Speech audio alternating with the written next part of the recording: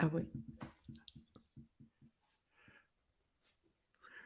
Welcome, everybody. Guess what? It is day 2 live with Project Uprise, and we know that people are joining here. So we want to just welcome you to day 2 because we have an insane lineup of incredible speakers that are just getting ready right now to dazzle you, wow you, and help you in your entrepreneurial journey from where you are right now to those big months that you're hoping for of impact and a level of impact as well. And of course, I am here with the lovely Adora Evans. Hi, Adora. Good morning. Good morning.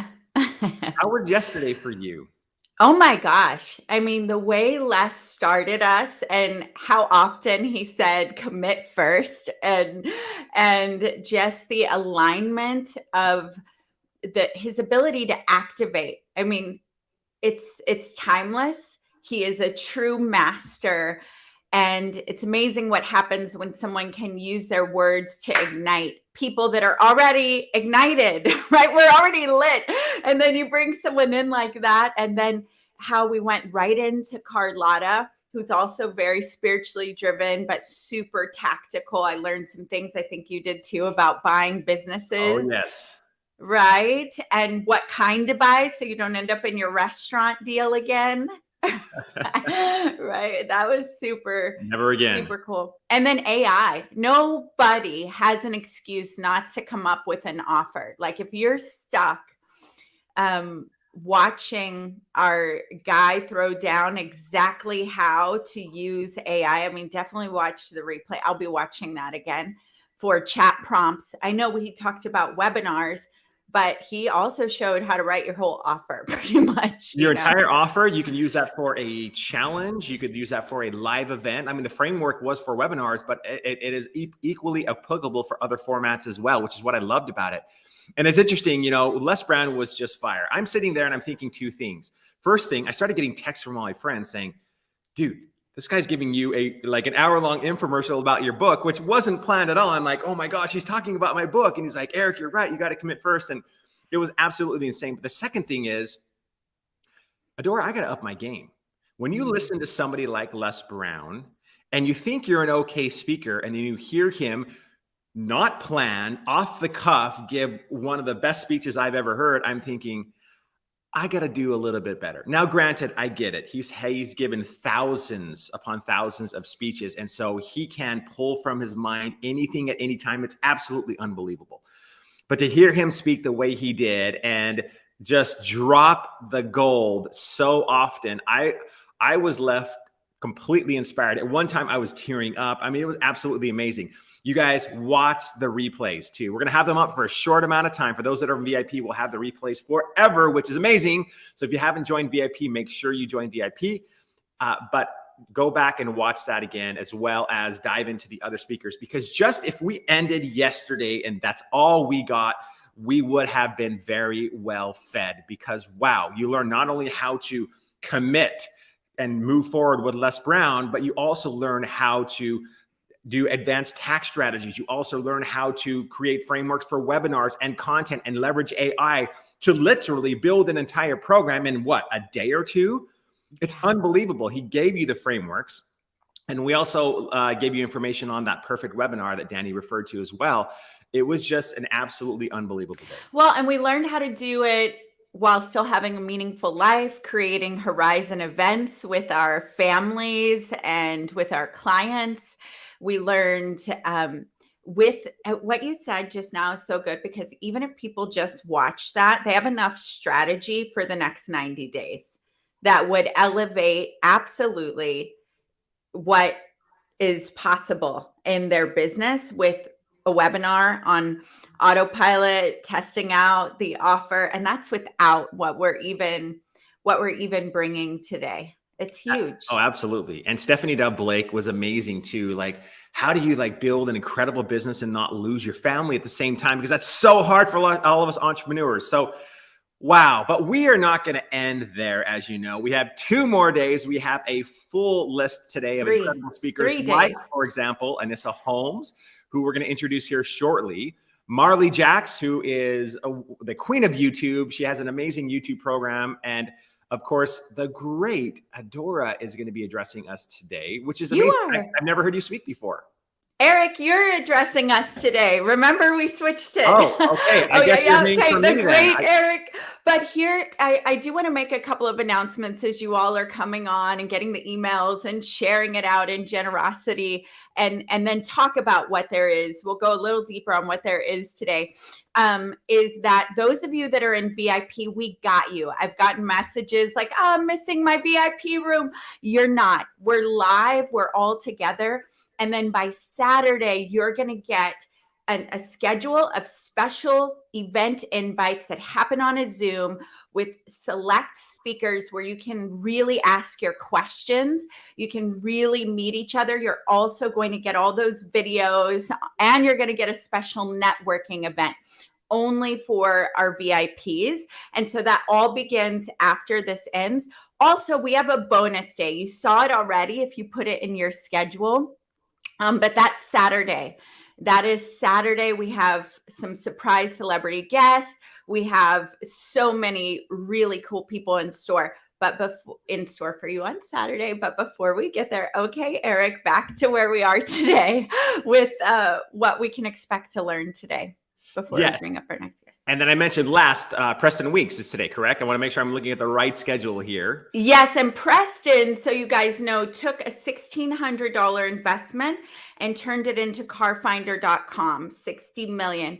He's also been running operations for Mark Victor Hansen since 2016, and he has 20 companies. So he knows something about scaling, scaling businesses, using your expertise, working with team.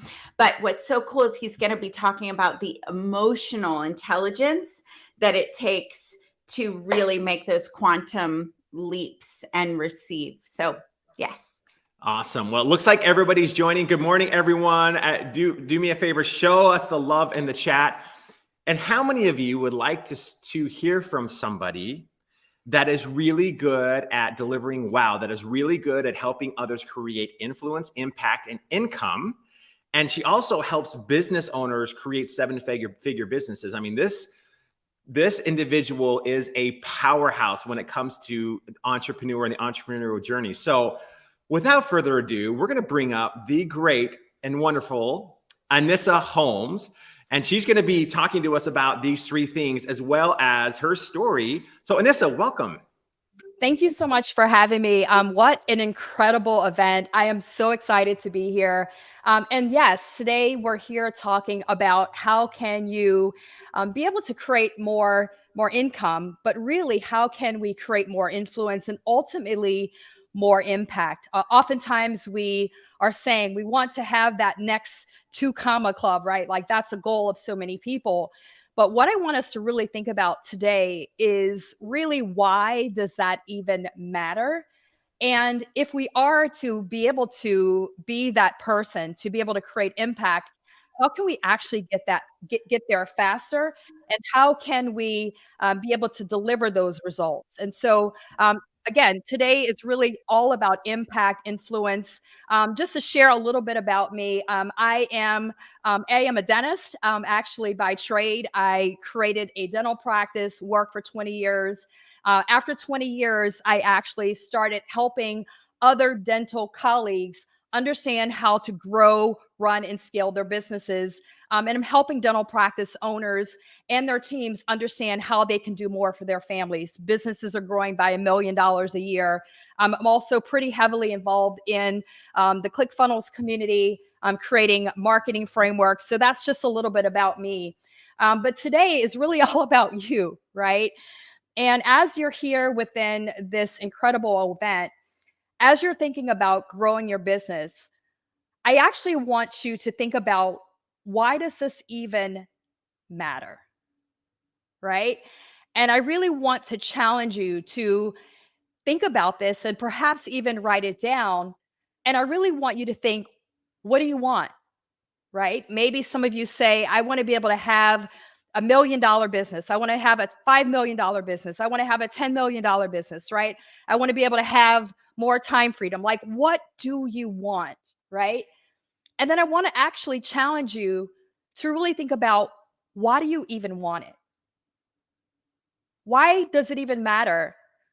I want you to think about what today has got you frustrated and what do you need to do that you're not doing. And oftentimes when I'm teaching, when I'm coaching, when I'm speaking, I often ask this question, and I'd love for you to really be able to think about this and share with me today, and be able to ask you and ask this question of how many of you guys have ever felt weird about wanting to make more money, right? Like maybe you've thought about it, but maybe you didn't want to really verbalize it to friends or family or people that you know because perhaps you thought that you might have been judged. Like when I ask this, when I speak on audiences, I raise my hand and I say, how many of you have ever really wanted to have more, but have been afraid to really verbalize it? And so what I want you to understand is it's really interesting is about 5 or 6 years ago, I was actually at Funnel Hacking Live.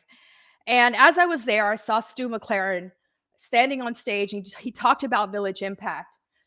And what he shared is really this whole concept of the more money that we make, the bigger impact that we can make. And I remember he gave an invitation at that point to literally go to Africa with him and Russell Brunson and a few others and to be able to make that impact. And what's really interesting is that was the very first month that I created my online program. And I actually took the money and I was the first person, the first out of all of the thousands of people there that actually walked up and said yes to that opportunity. And what's so interesting is that as I said yes to that opportunity, I realized that, again, more money, more impact. One of the things that I actually heard one of my mentors say is that oftentimes people are using people to make money, but really what we want to be able to do is to actually make money to love the people. And so that was incredible being able to do that. And again, some of the principles that I want you to learn here today is that people who take action first, they always get more. That same time, that same opportunity, I saw all of these incredible speakers on stage and they were creating impact. They were helping thousands of people. Many of them were having that business that was creating that multi-million-dollar business.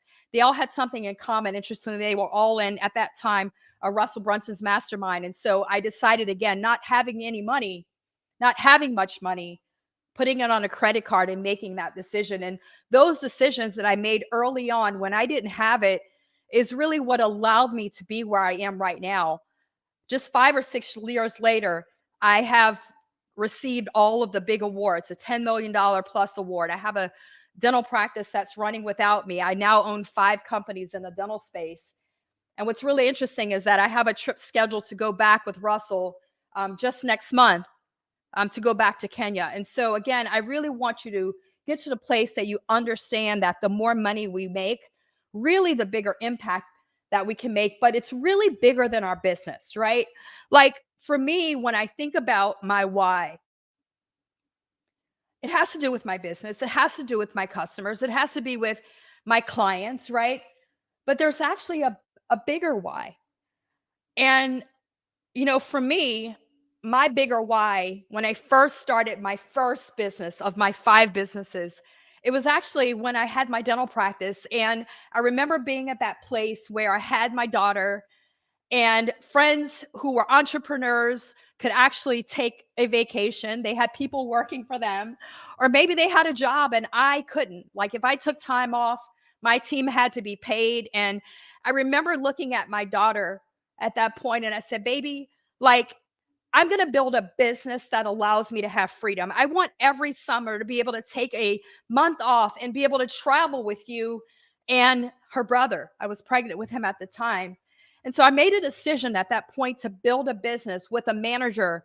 Ultimately, with my vision, 2 years from now, I'm going to have a manager running the business. I'm going to have multiple doctors, right? I'm going to have people that are leaders so that now I can have the freedom.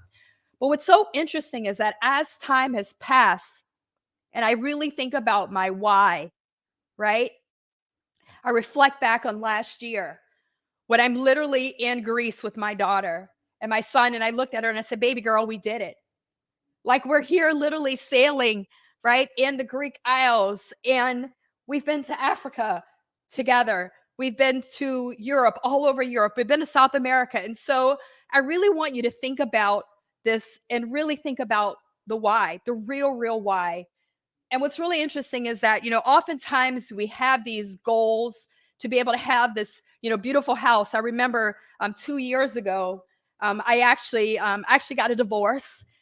And when I moved to Miami and Fort Lauderdale area, I remember I had a condo. And every time my kids would come, they would say, I'm going to go visit mom's condo, mom's apartment, right? Well, they grew up in a house.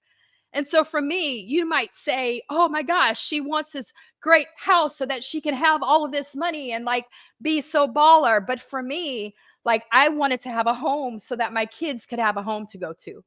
I wanted to have a place where I could literally have masterminds. You see that table in the upper left? It's right behind me, where I can bring doctors in and really help them. And so, again, it's just so interesting when we think about the actual real why.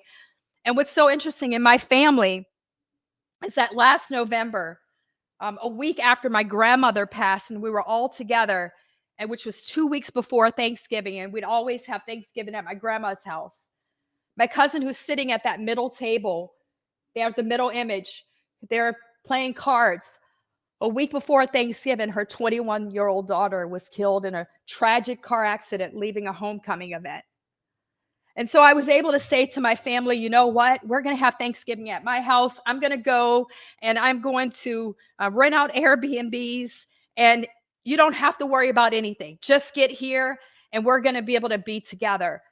I was able to rent a yacht, and her son was able to go with my son and all of his friends, and literally for the first time just have a little bit of a smile on his face, right? Like the more money we make, the bigger impact that we can make. There I am in Kenya, just being able to build businesses that really make an impact.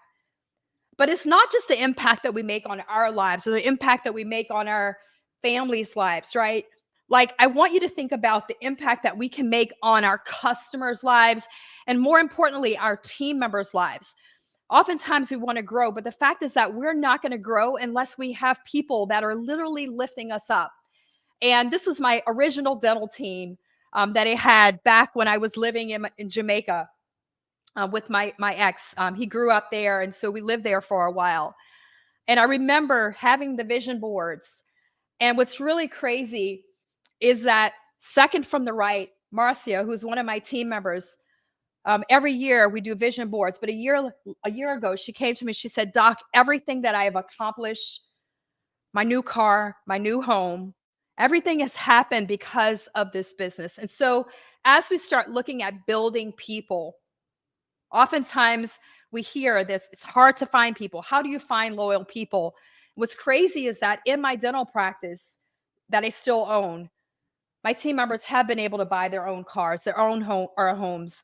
And in my own company, my coaching company, the same thing. And so what I want you to understand is, how do we build these people, right? It really is looking at how can you really put belief in other people. Oftentimes, think about your own stories, or think about people that work for you. Oftentimes, like, why are they not the entrepreneur? Like, why are they not owning their own business, right? People that are working for you. And oftentimes, maybe their family didn't have the resources to send them to college. Maybe that was you, right? Or maybe no one ever believed in them. And so as I start looking at finding people to work for me and with me to help me grow, for me, it's always being able to take care of them. One of my dads told me a story when I was young, and he says, my baby, if you take care of people, they will literally take care of you. And so, that's a lesson that I really want you to be able to take into place. And also looking at our customers, really, really important. But the question becomes, okay, Anissa, I get it. Like, I understand the why, but like, how? And for me, I have the incredible assignment, really, to be able to help business owners to be able to grow and scale. I have a gift to be able to reverse engineer businesses. And the business owners that I work with, they grow by $1 million a year. They grow by 40 to 50% minimum a year. But the question becomes how? Like, how are they able to do that? And, I often tell this story as well, that I was traveling in an airport going through Miami to Utah for a conference. And as I was there, I literally went through immigration, and there was a huge line of people. There were kids that were literally tugging at their moms, saying, "I'm hungry, I'm tired." I saw a lady, I walked to her, and she said, "Come with me." And in 2 minutes, I was out. Now, what's really interesting is that I did not have, at the time, global entry. Um, I was coming in, so there was no such thing as TSA pre-check. But what I had was something that was actually free. I had an app on my phone that was called Mobile Passport, which literally cost me nothing. And so while people were spending 2 hours in line, literally it took me about 5 minutes to get through immigration and to get through security.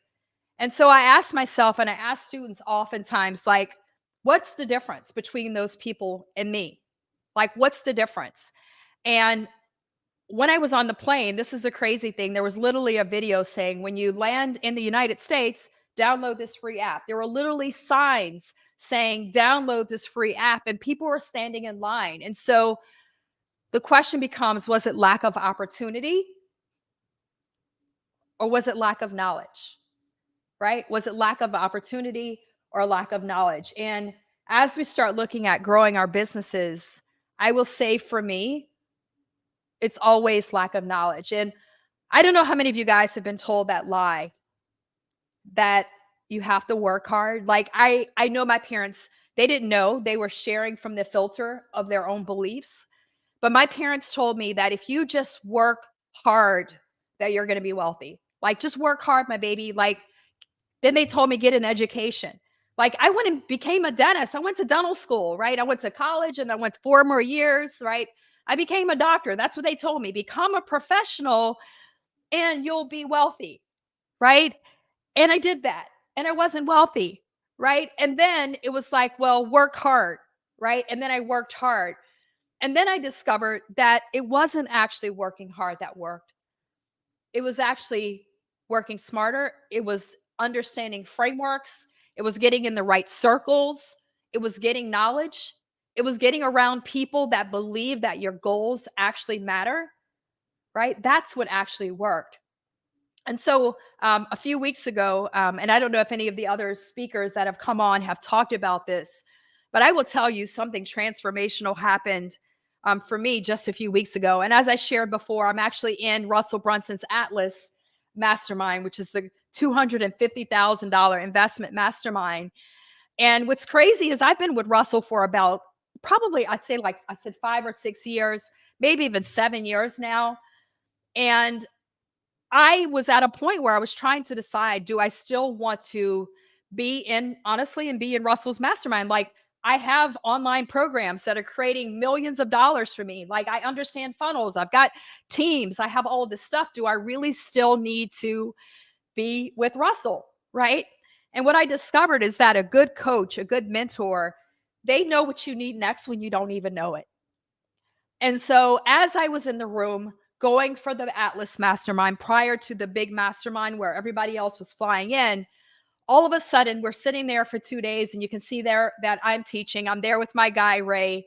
And all of a sudden I meet Dr. Benjamin Hardy and he's sitting in the room with us for 2 days. And literally as he's there, he does a little private training for all of us. And he talks about this concept. And I want to share it with you today. And it really is this concept that 10x is so much easier than 2x. And he talked about his son who plays tennis. And all of a sudden the coach says, you know, could you play college? And the son says, yes, that's possible. I see that's obtainable for me. And all of a sudden, his father, of course, who is the author of The Who and Not the How and The Gap in the Gain and Become Your Future Self Now, and now 10x is easier than 2x, says, well, do you think that you could go pro? Is that possible for you? And the son says, well, I don't know, Dad. Like, that's a crazy goal. Not me. I don't think it's possible. And he says, well, if it were possible, what would that mean? What would that mean for you? Right? Like, what would you have to focus on and what would you have to stop focusing on? And he talked about, similar to the Pareto concept, right? Pareto principle, that if you want to 10x, it's actually easy. Why? Because what you have to do is you have to stop doing 80% of what you're currently doing, and you only focus on the 20% that can actually get you that goal. And so if your goal is to be pro, there's probably 80% of the coaches that can never help you to actually become pro. But what if you hired a coach that all he does is trains high schoolers that wind up going pro? Do you think that that would be possible for you? And I would ask you, what would the answer be? And the answer, of course, would be yes. And so the reason why 10x is so easy is because there's only just a few things that could actually get you there. And if you just focus on that, then you'll very likely will hit that goal. Whereas a 2x goal means that you get to keep 80% of what you're doing, and you actually are only changing 20%. Now, as he taught this concept, I realized that in my businesses, in my dental business that I still own, that I get passive income from, in my coaching business, literally, I've been able to uncrack the code of 2x. And it's pretty simple. I mean, I'll share with you how we were able to do that. But I want you to really start thinking about your ability, your capacity. When we were at Russell's penthouse back in December, Brooke Castillo was there, and she was talking about, are you earning based on your current ability? Are you actually earning what you should be earning? And the answer was no for everyone, right? And then she asked, well, what is your actual capacity to earn, right? Like how much do you think that you have available to you? Like, what's your actual max that you think you have the ability to earn? And then the question became, well, why aren't you there? And it's oftentimes because you have these stressors. You are afraid of delegating. You're afraid of hiring someone. There's reasons, right? Maybe you need to create a partnership to take things off of your plate.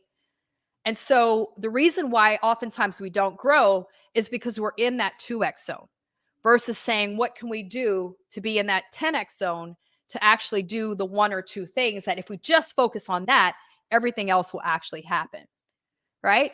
And so that's that concept of 10x is easier than 2x. And it really shifted my mindset, even for myself, of what I'm going to be focusing on within the next year, within the next 5 years of my company, to be able to make significant impact and significant influence inside of my industry, as well as to be able to easily 10x my income. And this is what it looks like. Again, 10x is 80% goes, 20% stays. 2x is 80% stays and 20% goes. I don't know how many of you guys may follow Wallace and Ashlyn. They are also a part of the online marketing space. And the same thing happened with Ashlyn in fitness, right? She decided that for the first time, she wanted to enter into a bodybuilding competition when she turned 40. And instead of reading books and just trying to figure it out and hoping that she would get there eventually, she literally went in and she hired a trainer who works with all of the best bodybuilders. And she actually shared to herself, and she said to herself, you know what? I deserve to work with the best. I deserve this. And so she says here, like she's thankful because at one point she didn't believe in herself. There you go with belief, right? But her husband then believed in her, right? She committed to taking action. She committed to finding a mentor who was a 10x mentor. And she said here, if you want to be the best, you must hire the best. I was hesitant because the girls he works with are freaking badasses and insanely talented, but I knew I wanted to be my best, so I deserved to work with him. And what's crazy is literally on her first time, she came in first place. Her first time, right? And that's what happens when we make these decisions. I also want to teach you this concept of if it's important enough, you'll figure it out. And about a year ago, it's probably a little bit over a year ago. Actually, it was probably about a year to this date. I was with my guy, Ray, and I met Ray about a year and a half ago. And when I met Ray, he was working doing mortgages for people who couldn't get a loan, $200,000 or $300,000 mortgages. And I remember when I met him, of course, how the housing market and the mortgage industry is right now. There were a few months that I believe he wasn't even getting paid. Like he didn't get anything for a few months. Many people, many of you may relate to this. And I remember at that point, um, he um, he needed to move from his apartment, and he was looking for a new place. And he's got 2 kids, and he says, I'm going to get a 2-bedroom. I'm going to sleep on a sofa, and my kids, they can have their rooms. And I'm like, babes, like the kids can't see you sleep on the sofa. And he was driving a Kia at the time. This was literally like a year ago, guys, right? And all of a sudden I said, babes, I see something in you. I believe in you. You are so smart. All you have to do is stop, just change, again, the 10X, change this 1 or 2 things and start, like, instead of selling or instead of helping people with $200,000 mortgages, you told me you have unlimited access to money, private money, right? Where literally you can give somebody $1 million or $5 million or $10 million or $20 million or $50 million. Is this true? And he says, yes, I do. But I don't really do those loans. I do these small loans because I want to help these people here. And I said, but babes, like, you already have everything within you. I believe in you, right? And he needed to have some mindset work. And so all of a sudden we go to a mastermind, and I'm also in the mastermind with Myron Golden. He's one of my speaking coaches. And literally as we're there, one of the other attendees, members of the mastermind, asked Myron, he says, Myron, let me ask you a question. Some of the clients that we work with, right? Like, they do everything that we say. And at the end of the year, they make $1 million, right? And there's some people that we give them the exact same framework. We show them, this is what works. This is what worked for me. This is what works for others. Just do this. And they don't do the work, right? Like, they don't show up for the calls. They don't do the things. Like, help me understand, why is it that some people are and some people aren't, and how can I help them? Because I want to help more people. And what Myron shared is, or what he said was, let me ask you a question. How many of you, or how much are you charging, for your coaching? Let's say $30,000, $50,000, right? Have people ever told you they can't afford $50,000 or $30,000 for your coaching? And he said, yes, all the time. And he says, okay, well, let me ask you a question. If the very next day their child got into a car accident, do you think that they would figure it out? Like, would they find $30,000? And he said, of course. Why? Why would they find that money? Well, the reason why is, if it's important enough, you'll figure it out. And so literally, as he said that I looked at Ray, and I was along this journey, because I've got multiple businesses. I'm at a point now where I'm in high-level masterminds, and people are talking about how they have tax problems and how they're not paying taxes. And I was curious. And so I started to do my research, and I looked into a mastermind, a mentor, really more of a mentor, that was having an event that teaches multifamily investing, a vehicle to not have to pay as much taxes. And so I realized, and I knew that people in that room, they would need access to a lot of money. And I said, babes, like, I'm going to this event next week. I've already signed up, but like, I really think you need to be there. And he goes, and I said, I know you don't have a babysitter. I know you don't have a nanny. I know it's your weekend with the kids, but like, if it's important enough. And he looked at me and he says, I'm going to figure it out. And so he asked his ex-wife to keep them. She said no. And I said, okay, what about your mom? Fly her in from New York. She says, baby, I don't know how to drive in Florida. All of a sudden, his daughter, Gabby, says, well, just ask her other grandmother, who said, all right, I'll take them, but I won't take them until Friday evening. I won't take them. I don't want to take them to school on Friday. I said, 2 days are better than none. So we go, we spend the extra money for his flight. We get there. And what's crazy is, when we're in the elevator, or as we're on the plane, I said, they're going to be selling a mastermind. I already know it. And I've already done my due diligence on him. And I'm just telling you, whatever he's selling, I'm buying.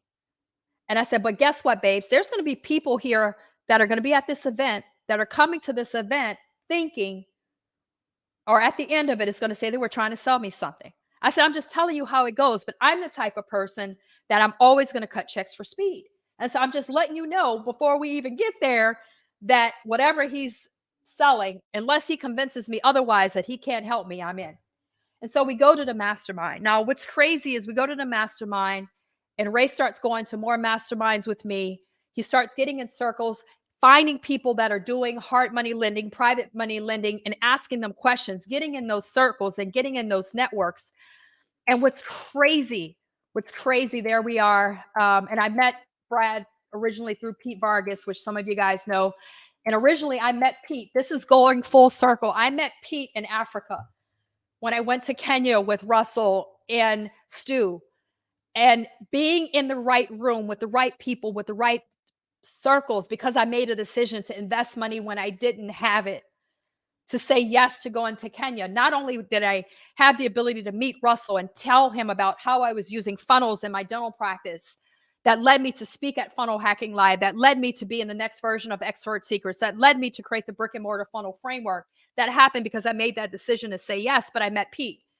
And Pete has now introduced me to Grant Cardone, that I've done private retreats with, all sorts of things, and Brad Sumrock. And so that's how I actually met Brad, through Pete, right? And so we go to this event, and what's crazy is that in the last 12 months, not only do I now own over 1,000 doors of apartment buildings personally because I joined the mastermind and got the knowledge, but back in November, because of what Ray was learning and the shift in from going from zero income to now $10,000 months, $20,000 months, $30,000 months. This year, he may wind up having $1 million year. We went to New York. He has his kids. They hadn't been there in 8 years to see their grandparents. We were ice skating in Rockefeller Center. His kids have never been to Puerto Rico. He's Puerto Rican. And we spent the week after Christmas in Puerto Rico. There we are, ice skating. His son kept saying, Royal Caribbean, Royal Caribbean. He kept seeing the ads on the TV. And just a month or two ago, during spring break, he took care of a trip and took us on a Royal Caribbean cruise to Bahamas, which is really crazy. And I remember a year ago, it was literally almost a year ago to this date, because I was having my event in Jamaica, and I shared, and that was the beginning of his story. And I asked him, baby, what do you want? He says, I just want happiness. I just want love. I just want somebody to love me, right? And I wanted the same. I wanted somebody to believe in me and cheer me on, and I do the same. I said, but baby, more than happiness and your kids' love, which you already have, what do you want? He said, babes, I'd love to have a Tesla. And so I said, okay, well, visualize it. He goes to the Tesla dealership. He sends me a photo. He says, a year from now, I'm going to have this Tesla. And what's really crazy is literally a month ago, he went and bought his Tesla. And I'm sharing this with you because literally, like, your entire life can change in 1 year. I asked him, I said, babes, how did this happen for you? This is crazy. Like, you're literally going to sleep on a sofa. What happened? And he says, babes, number one, I had somebody to believe in me. Right? For those students, for those of you who are coaches and consultants, believe in your clients, believe in your students, give them your belief when maybe they don't even see it in themselves. He says, you believed in me. I changed my mindset. I started working on my mindset. I got in circles of people that were already doing, and they showed me that it really wasn't that easy. They just told me what to do, and I just did it. I understood my why. I wanted to be able to do these things for my kids, but I haven't ever been able to do it. And that all happened in 1 year. And so, like, my question for you is, what can happen for you in a year when you make those same decisions, right? That 10x mindset of what happened for Ray, going from nothing to perhaps $1 million in a year, that's 10x. 10x more ability to travel, 10x more of what you can do for your kids. It started with, if it's important enough, you'll figure it out, right? I will also share this, and I say this to my students all the time, do it quicker. Do it quicker. The quicker you do it, the longer you can enjoy it, right? I speak oftentimes at dental schools, and the dental students say, what would you tell a 1-year version of yourself? I said, learn how to run your business faster. Do it quicker. Learn that new skill set faster. Maybe you want to learn how to place implants. Do it faster. The quicker you do it, the longer you can enjoy it. The more money you make, the bigger impact you can make. The more you can grow your business because you have the resources to do that. The more you can make money to love the people, whether it's your team, whether it's your family. Do it faster. What are you waiting for? Right? I also want you to think about, what do you need to stop doing right now? And what do you need to focus on for your 10x goal? 2x is easy, guys. I will tell you, for my dental practice, we have 2x profits for the last 5 years. And I don't mean like grow it by like 2%. I mean, whatever the profits is, we double it. Okay. And then the next year, whatever the profits is, we double it. And it was really easy. It was literally just figuring out like, and again, we could keep 80%. It was a few things we changed. Number one, and I'm not going to go into much detail on this because most of you are not brick and mortar businesses, but we set a whiteboard. We looked at the services that we provide. We set goals based on historicals, and every day we tracked the services that we did. And that allowed us to see if we were having conversations. It allowed us to see if we were not competent in the different clinical skills, because if we're not doing them, we're not hitting our number. Maybe it's because we need more training. We need more competency on how to do it. Our team needs more training, right? Maybe we're not having conversations. Just looking at it allows us to hit our goals. So that was one of the tools that we used. These are some of the tools that we teach within our coaching programs to doctors, within our Dental Flicks online education program. So we were teaching these goals. We also teach scorecards and how do you track different numbers and KPIs. We also are using tools like Asana so that we can have weekly leadership meetings and be able to task out things and make sure that things are not slipping through the cracks. So that's kind of some of the things that we've done, like in my dental practice, to be able to do it. But in my coaching business, what's crazy is last year, we actually 2x'd again. What did that mean? Like we literally 2x'd our coaching business and we didn't do much different. What did we commit to? So in the past, we've had online boot camps, and our online boot camps, we would charge like $4,000 or $5,000 for it. And we would have like a group of like 8 doctors or 12 doctors or 15 doctors. And we would give them like 8 different topics that we would train on. And it would be, again, like $5,000, right? So I went to my team and I said, well, if I want to make more impact, okay, if I want to have more influence, like I'm not going to do it by doing it 8 at a time. And so what we're going to do instead, I have a great idea, or have an idea, or let's test this idea, is let's make our boot camp free. And so what we decided to do was create our boot camp, an online boot camp, where literally we would have, similar to this event, we would have 3 days where we'd have a general session, we'd have a VIP session, and I was able to earn people's opportunity to work with me. They were learning from me. I was able to help people, whether they signed up for our programs or not. I was able to help a lot of people. And what's crazy is that we did that, and I served people really, really hard. We gave continuing education credit as well. And our very first boot camp, we had over 900 people sign up. We had over 300 people show up live. And of that, we had a maximum number that we were going to take into that cohort, which was 35. And we did over $1 million in one day in our online boot camp, right? So which obviously increased our income, right? But what's crazy is like all the businesses and practice owners and teams that we help that didn't join. And for me, that is impact, right? Like that is influencing so many people so that they can learn the things to be able to go and do more for their families, right? And so by making that decision of having that boot camp and then repeating, being consistent, doing it over and over again every quarter, right? Now we were able to help thousands over the last year or so. And we were able to be able to double or 2x our coaching business. Again, not by changing much, just by changing literally one thing, right? And making it free. But now we're on a path to 10x. And what does that mean?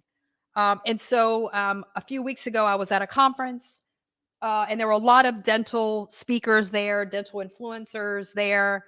And one of the other dental coaches, speakers, he comes to me and he goes, Anissa, I've been following you for a long time, and I feel like I see you as the Tony Robbins of dentistry, right? Like, I was the first female dentist podcaster in the industry. I had the first large Facebook group in the industry, like first online course in the industry, or one of the first online courses in the industry 8 years ago, right? And I said, well, if I am, and instead of being like, oh, okay, whatever, like, sometimes people give us a compliment and we just like brush it off, right? Or we don't actually receive it. I actually sat in it for a minute and I received it. And I said, okay, if I am to be Tony Robbins of dentistry, if that is my assignment, what does that mean? Right. And so what's crazy is that, like, we built our business model for my coaching company very similar to the Tesla business model, right? So Tesla started with the Roadster, which is like the most expensive Tesla. And then they had like the Model S. And then they went down with the other models, and now they have Model X. Like, they started with the most expensive model first, which gave them the ability to have the resources, the financial resources, the knowledge, right? To be able to have the ability to build the best in class when they built the S and go all the way down. And so now they have the X, which is literally best in class for that price point, because they had the resources to do that. Most people build their businesses from the lowest price up. In my coaching program, we did the same thing. And so we started with my Inner Circle coaching program, which we currently have, which are 12 doctors. Those doctors are paying us $50,000 a year. And 12 doctors, they get to come to my house. We have once a month calls with all of the doctors in that group. They're getting their own one-on-one coach. They can schedule or they can box me. So there's things that they get, right? It's full with a waiting list. And then I built my platinum coaching program, and that program is $30K, right? And that program, again, interestingly, is just about at capacity. I've made a decision at this phase and season that I will do strategy calls with doctors because I enjoy it. I really love to do it and I enjoy it. And so that puts a bottleneck or a capacity at 100, which again makes it so that it becomes more desirable. The only way you get into platinum or in my Inner Circle is if I give you an invite. And so it's reverse ascension, where I see you doing the work. I see you showing up for the calls. You're already at $1 million. And everybody in platinum knows that if you want to work directly with me and be at my home, then you have to be an Inner Circle. They're all fighting to work harder to have me see who they are to give them that opportunity, right? And the same thing now will be happening with our new program. Interestingly, we've had an online program for many, many years. That was a do-it-yourself program. Didn't focus a lot on it. But our 10X is really looking at that program. How can we 10X? And so what we decided to do was our program that's normally was $500 a month.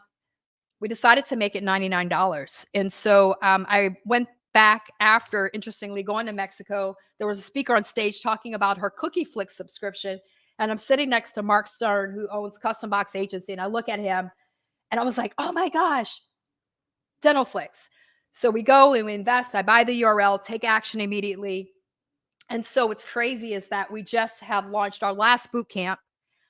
And what we did with our boot camp was free.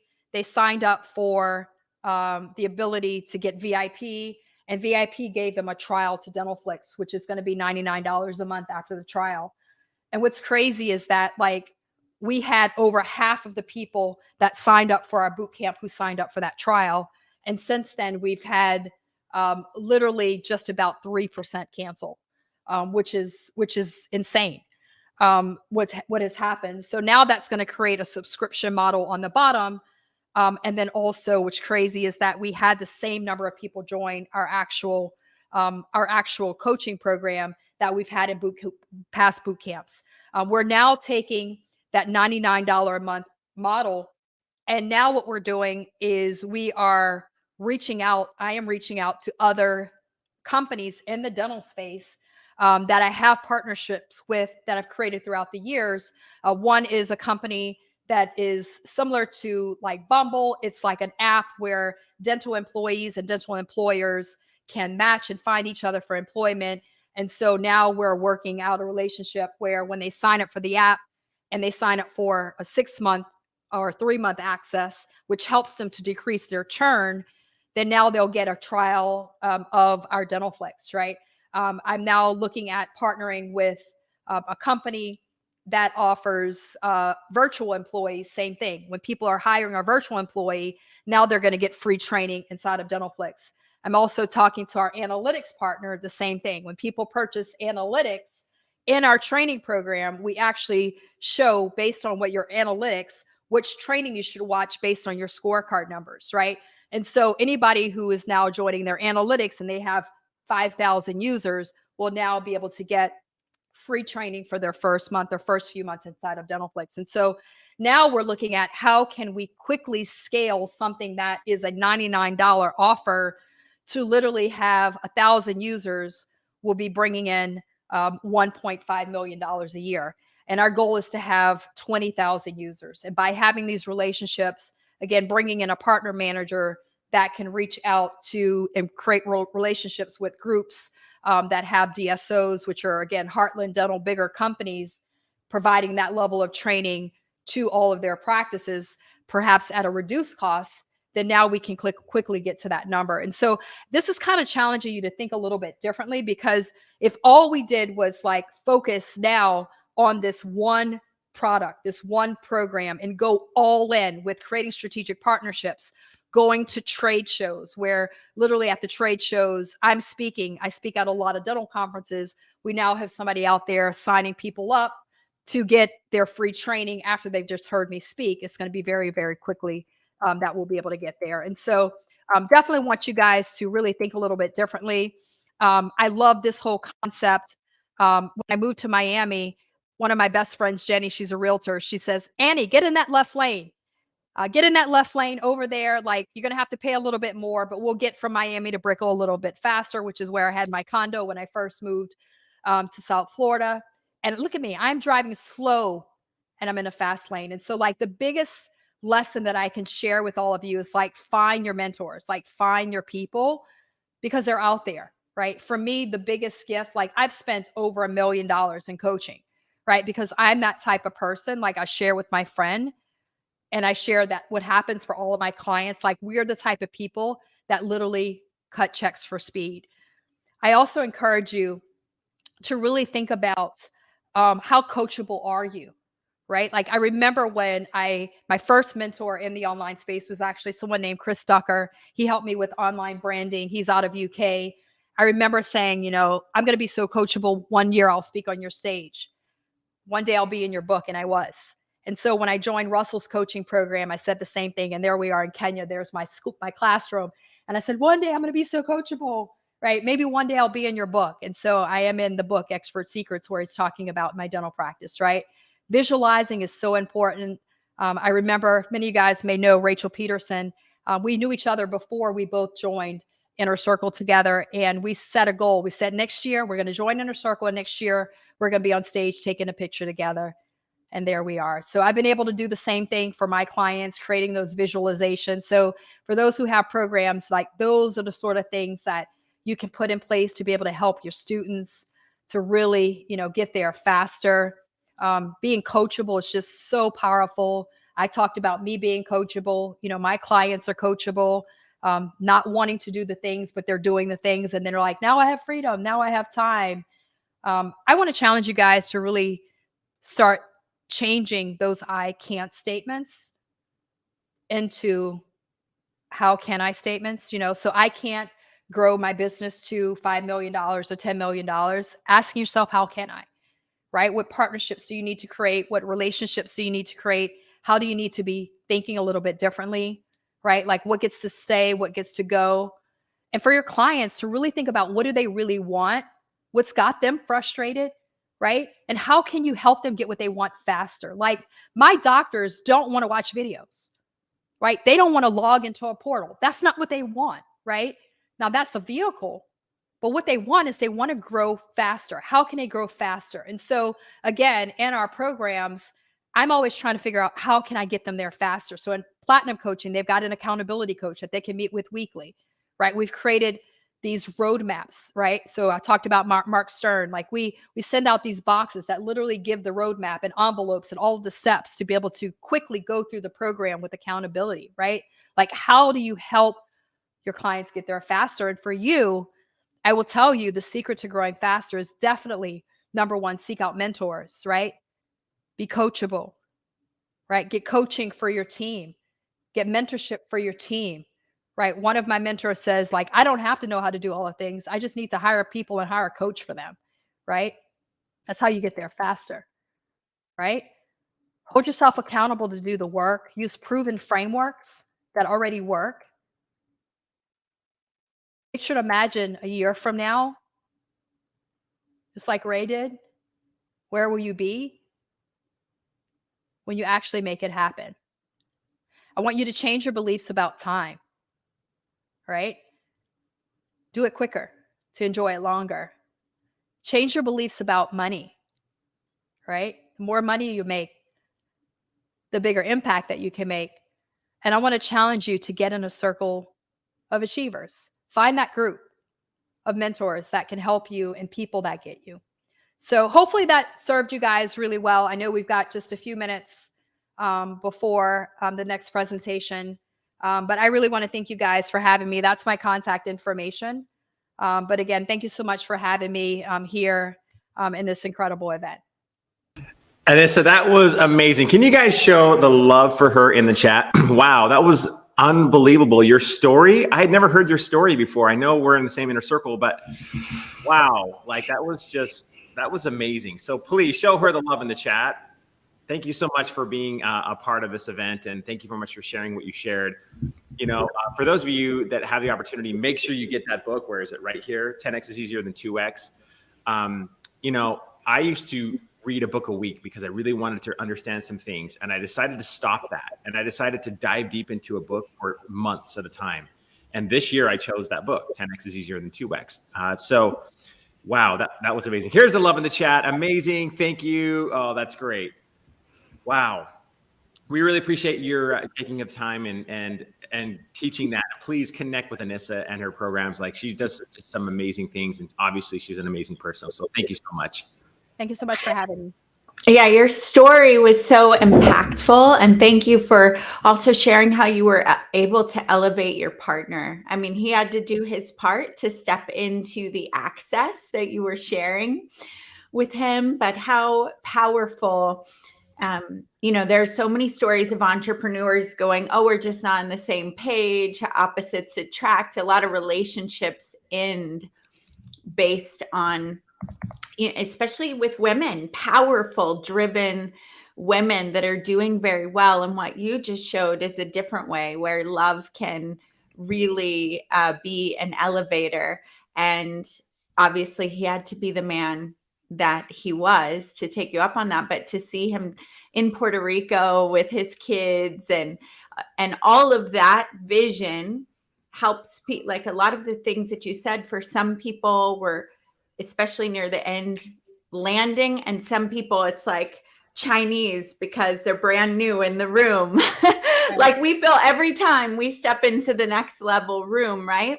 But it's that vision of what's possible. The month, I'm just so moved by you saying, we did it, baby, you know, with your kids, and that month off, and then your man in his Tesla. I love that you painted that first, and anybody watching or rewatching, I think that's a very important element, you know, as these real strategies. You gave real awesome strategies that people can apply. I'm going to rewatch as well. Staying connected to that vision of what it's all for is what gets you through. Very powerful. All right. Thank you again, Anissa. Really appreciate you volunteering your time to be able to help the audience. So wonderful. Wow. You know, I had a thought. Your life in a month 6 months, a year from now could be completely unrecognizable to your life today. Literally, you're one decision, one strategy, one thought away from a very different life, which includes a very different world. So when you listen to stories like Anissa and what she's bringing to the table, it's unbelievable where she went and where she's taking other people on an accelerated path by not working harder, by 10xing their lives by doing less, not more. And it's so powerful. And again, I would highly recommend you read that book, 10x is easier than 2x, because it is a game changer for those that are in the entrepreneurial game. Wow. And if that wasn't good enough, I think we have Marley Jacks in the green room. I have to say, you know, a couple of years ago when I was starting my journey, I guess it's been about 3 or 4 years since I was starting my journey in this version of my life in the entrepreneurial journey that I'm in. Marley was one of the first people that I sought out because she was incredible when it came to creating video and how to do it. So I joined her program, learned from her how to do video. It was an insanely awesome program. And it just seems like she is elevating herself even more with what she's doing now and creating hot leads on YouTube. And her program, so many people have said, you've got to join this program. It is insane. You got to do it. And I have to say, something that she did just about a month ago kind of shocked the world and shocked me. And I hope she's going to talk a little bit about it, but she put out well, I don't want to steal her thunder. Maybe she'll address that a little bit, but she did something that was, I would say, more courageous than almost anything I've ever seen in my life.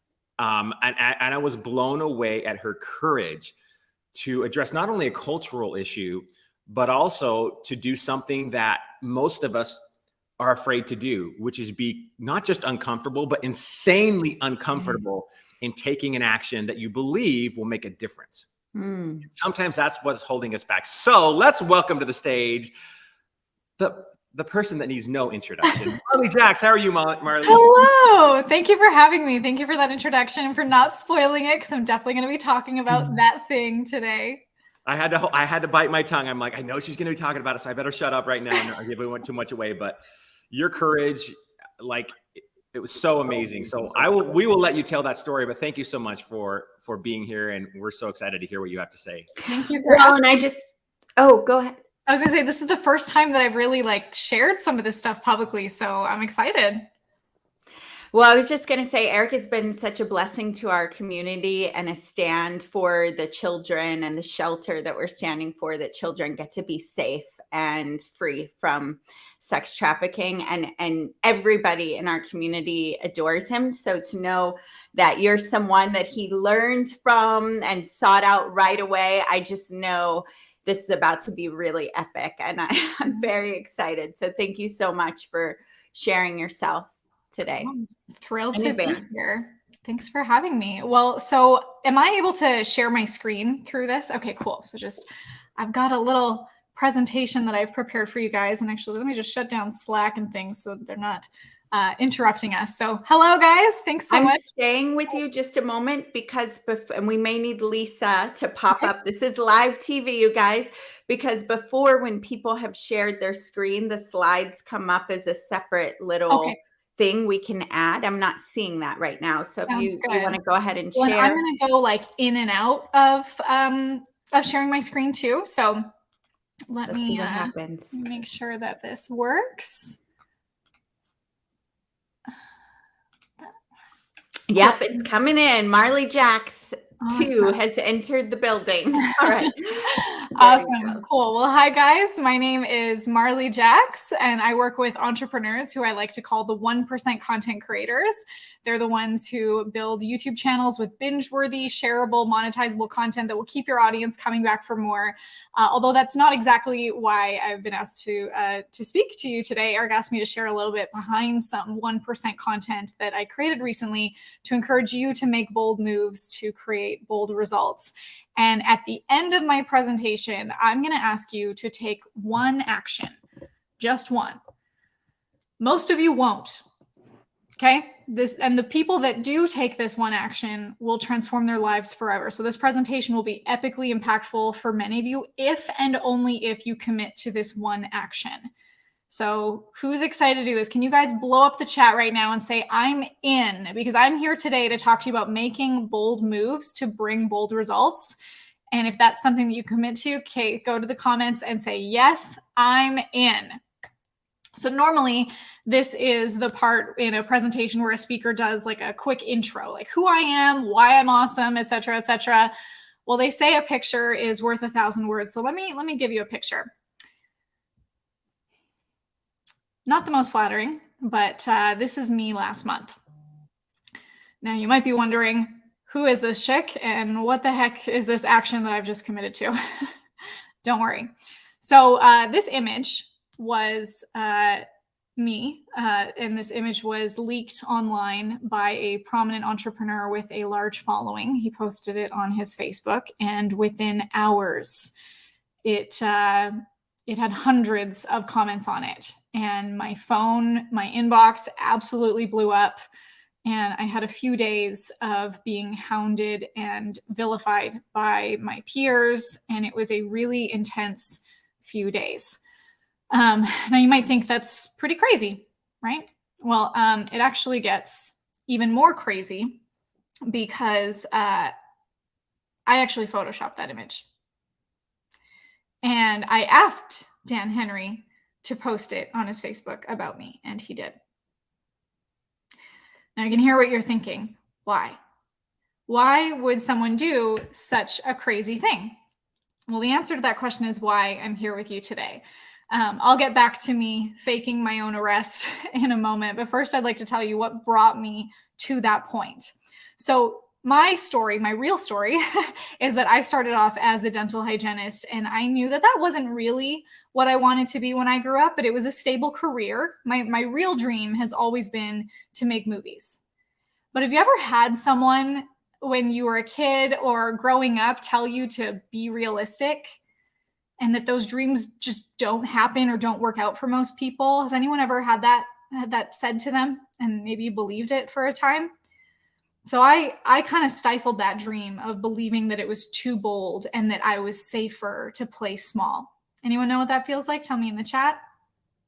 But as a dental hygienist, between patients at my dental office, I started learning social media. I started taking on some small local clients to build their presence online. And I kind of created a shadow career where instead of making movies, I was making videos on YouTube for businesses. And I've created content on YouTube for years. It's what I've known for. It's what business leaders and influencers fly into my studio from all over the world to learn from me. It's what I teach. But last year, I started to realize that although according to every metric that matters, I was successful, I didn't feel it. I felt like I was letting myself down and not living up to my real potential. Anyone ever feel like that? Like I was doing content by the book. But I would look at my own content and cringe. Like, who is this person? I was stuck in a formula because it worked, but people like us, we're bigger than a formula, right? I realized that I was being held back by my own limits. You've all heard the phrase, what got you here won't get you there. I was living that. And people like you and me, we don't aspire to mediocrity, we aspire to greatness. How many people here are willing to admit that you aspire to greatness? Say greatness in the chat. Maybe it's to be a great parent, a great spouse, a great leader, a great business owner. You have a vision of greatness in your life. Let's see those. I see lots of greatness in the chat. Yes, I'm in the right place. You guys are my people. You guys are who I call the 1%. See, everyone wants money, but not everyone wants to work for it. Everyone wants fame, but no one wants the haters that come with it. Everyone wants to make an impact, but no one is willing to take the risk. So who are the 1%? Well, we've heard it in terms of wealth, right? 1% of the world's population holds half the world's wealth. Crazy stat, right? Well, here's some other 1% facts. 1% of startup businesses become unicorns. 1% of the world water supply is fresh and drinkable. 1% of internet users create new content, the others just consume. And 1% of YouTubers get to over 100,000 subscribers. So everywhere you look, the wealth, the power, the opportunities are going to the 1%.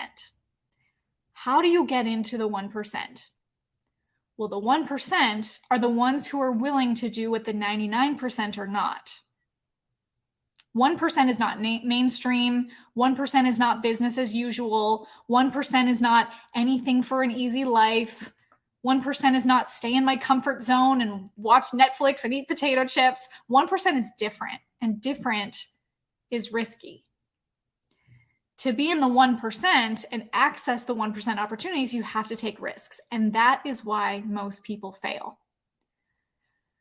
So why did I get a friend to post my photoshopped mugshot online? It was for a documentary that I made. And in this documentary, I did a social experiment where I had 7 days to get myself canceled and to make a point about cancel culture. You guys know about cancel culture? How do we feel about cancel culture? I hate cancel culture. I think it is a toxic force in our world. Tell me how you guys feel about cancel culture in the chat. Of course, there are people who do bad things. They should, be arrested. There are people who say dumb things or do hurtful things. Sure, they should be challenged. They should have consequences. Maybe give them a hug. Maybe give them some therapy. But in cancel culture, people lose their jobs, their livelihood over stupid mistakes, over rumors that take on a life of their own and spiral out of control. So if we live in a society where you can't make a mistake, where you can't occasionally say or do something silly, that's dangerous. And a lot of people will agree with me, but no one does anything about it. They'll tell it to their little echo chamber. They'll sit around moaning about it, but not too loudly. How many of you guys have ever experienced cancellation? Or know someone who has? Tell me in the chat.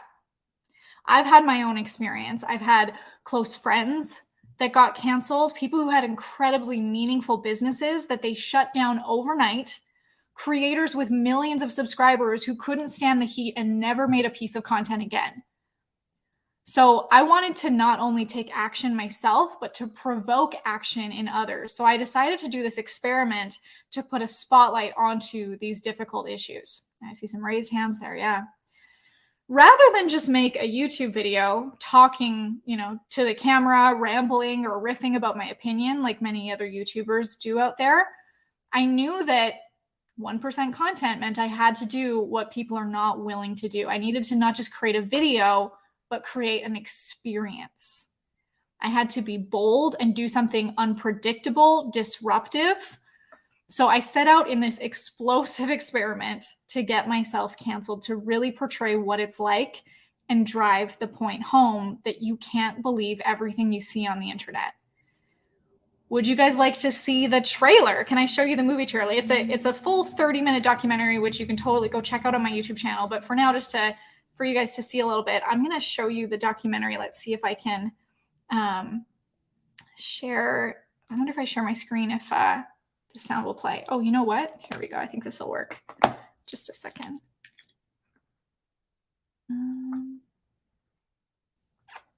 Here it is. Got it. All right. Can an admin put the video into... You've been canceled. 10 years ago, no one would have known what those words mean, and now... Critical of J.K. Rowling. R.I.P. J.K. Rowling. We hear them nearly every day. People get canceled for jokes, for opinions that were mainstream just a few years ago. Blasting the popular actor and comedian for old tweets and comedy routines. For simple, dumb mistakes. Stop hunting for goodwill. You're not going to find much in this country. Here's the thing. Don't believe everything you see online. You're just lying. Who knows if any of it's true? I just get in front of the camera and do it. Walk away. I'll get somebody. Cancel culture is crazy. It's all nonsense across the board. And here's something that's even more crazy. I'm going to spend the next 7 days trying to get myself canceled. There it is. What do you guys think? Watching that brings back some emotions because it was a tough few days, but it was worth it. And I'm spoiling it a little bit by telling you that this mugshot was photoshopped, but I hope you will take the time, go see the full documentary. And also, it would mean a lot to me if you would share it on your social media too, because I think it has a very powerful message that more people need to hear. So if you want to watch that, you can go to youtube.com/MarleyJax and you will find it there. And although the final part of the experiment was fabricated, the response was very real. And my anxiety, the emotional pain during the experiment was very real. I couldn't stop shaking for days. Like it would probably be very dangerous to live in that state for an extended period of time. There were hundreds of comments on the post. There were people that I didn't know talking about me. I also found out who my friends were, and we knew that going into this. And I compartmentalized in my brain, just focusing on the outcome of what we hope to achieve, and just tried to stifle all the emotions for. It was actually supposed to be 5 days of the experiment. We actually cut it down to 2 because it was emotionally painful. We spent 4 months on this project, and we poured thousands of dollars into it. And when it finally came out, because of the way we released it with this very public experiment, there was a lot of heat. The experiment was designed to be provocative, not to provoke anyone negatively or make anyone upset or angry, but to provoke people to take action. And it was really interesting to watch the reactions of the audience. There were people that hated it. We got some good heat from it. People wrote blogs about it. People, made their own posts saying that it was emotionally manipulative, that it was, really, really mean of us to do something like that. What was really interesting is that there was a moment where the tides turned, where people that were mad then came back going, "Oh, I get it. I understand why you did that. I see the epiphany. That was amazing." And then ended up sharing it to their audience. And so what was really cool is, I'm going to go back to my slides here. There we go. What was really cool is that when you create this type of content, you don't have to create, whoops. Oh no, I don't want to. There we go. What's so cool is when you create this type of content, you don't have to just create for the algorithms. You replace the word algorithm with audience. You're creating for humans, not algorithms. And then you don't have to worry as much about your hashtags or keywords, because no amount of SEO will outdo a bad video. Content like this gets shared because it's not just a video, it's an experience. And I did a Facebook Live after it premiered, and I said in my Facebook group, in my Facebook Live, if you're feeling something right now, good. Most people don't take action until they feel something. And I think these screenshots are great examples of creating an experience that creates a feeling. Like, it was so amazing to see that people jumped towards sharing this message because it made them feel something. People aren't sharing, talking heads, step 1, step 2, step 3 videos as often as they create something like this that creates such an emotional impact. Entrepreneurs like us, we know what it's like to stumble. We know what it's like to build things and make mistakes and fail forward. And unfortunately, the people that are quick to cancel and jump to conclusions and down throats, they're likely not the ones that know what it's like to build something and stumble on the construction site. Who knows what I mean? You will never be criticized by someone who is doing more than you. You will only be criticized by someone who's doing less. So the entire experiment, the documentary, was risky. And what I hope comes across is that we were willing to take risks in order to prove a bigger point. And that hopefully the video does more good for people and humanity, and for people who are maybe thinking of jumping on the bandwagon of cancel culture. Maybe it will help them think twice. And releasing that video is why I've been invited to speak to you today. It's brought me a lot of positive attention and connections, along with definitely the occasional hater. It's also going to be shown at the Manhattan Film Festival next month, which is crazy. I didn't even submit it to the film festival. One of the organizers happened to see it and reached out to me asking if they could screen it there. So of course I said yes. And so I think that's a great point of 1% actions get you unpredictable, exponential results. So this is my message to you. Aspire to greatness, take risks, make impact, and join the 1%, even if it means taking some heat sometimes. It's better to get the same amount of hate letters and love letters. It's better to create knowing that you might piss someone off. Because if you go into anything thinking, I hope everyone loves this, is it real? Is it truth? So I'd like to share 3 steps that you can take to start moving towards the 1%. Probably not overnight. It's a lifelong journey, but I think you'll make an enormous progress simply by starting. So the 3 steps are: step 1, create a huge personal motivational vision for your future. All 1%ers have big visions that drive them. You know, Proverbs, without vision, people perish. Your spirit needs a vision like your body needs food and water, and create a vision that's so big that people can see their dreams fitting into it. That's how you attract your dream team, your community, your diehards. Build a vision around your core values. What is truly important to you? Maybe it's recognition, success, security, freedom, love. Think about it and build a vision on top of your values. Nothing great is achieved without vision. Step 2, take massive action and understand that fear is nearly always a signal not to stop, but to keep going. The 99% don't like fear. They move away from it. They build their lives to avoid fear or discomfort. They put up boundaries to keep those feelings away. They cage themselves in their doubts, and then they forget and live these diminished lives within the walls of their self-imposed prisons. The 1% people like us, we're often drawn towards things they fear. Why? Because we seek growth. We interpret fear as a signal that, we'll soon be on the other side, transformed and ready for a bigger challenge. You're either growing or dying. There's no in between. The things that you're doing today, that you 3 years ago wouldn't have been qualified to do, wouldn't be able to handle it. So think about what you're doing, what you're going through right now as your training ground for what you're going to be doing another 3 years from now, or even 3 months from now. And step 3 is to create compelling content that resonates.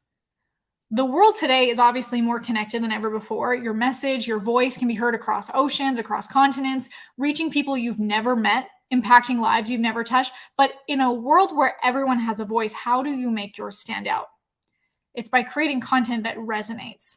1% creators, they're storytellers. They understand that stories have the power to transcend borders and break barriers. They share their journey, their triumphs, their failures in the most authentic way possible. And if you watch this documentary, you'll see there's a lot of vulnerability and a lot of weaknesses. And the 1%ers are okay doing that because they know that it's in these moments of truth that real connections are made. 1% people provide value. They understand that the key to building a loyal audience isn't just by selling, but by giving. They educate, they inspire, they entertain, they establish themselves as thought leaders in their field, earning the trust and respect of their audience. 1% people engage. They don't just broadcast, they communicate.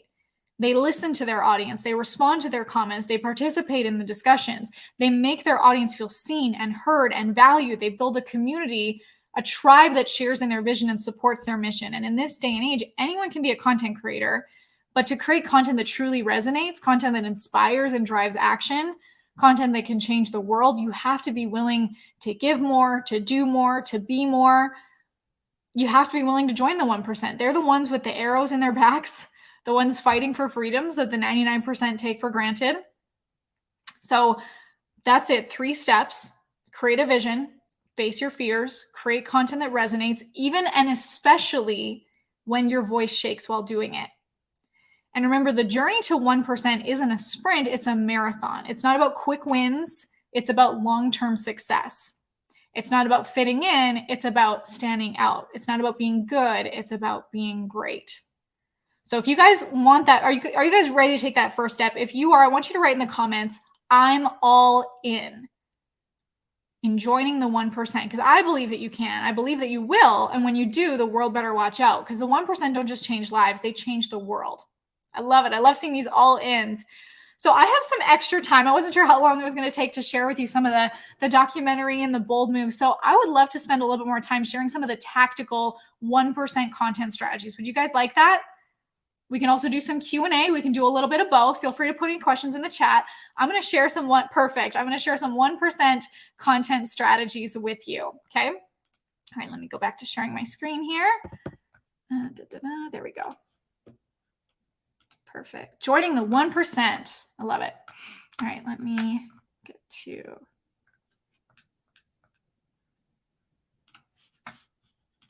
There's my slides. Awesome. Cool.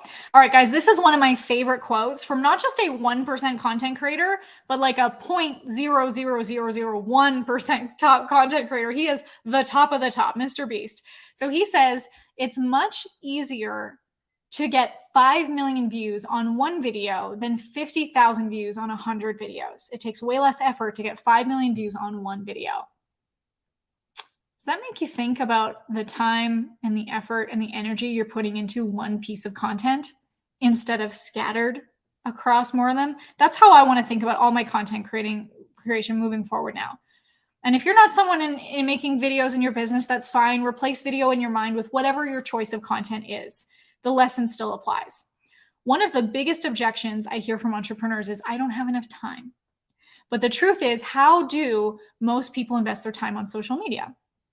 Often it's like being the billboard on their social platforms, announcing things and shouting things, and then getting very little engagement and not provoking engagement.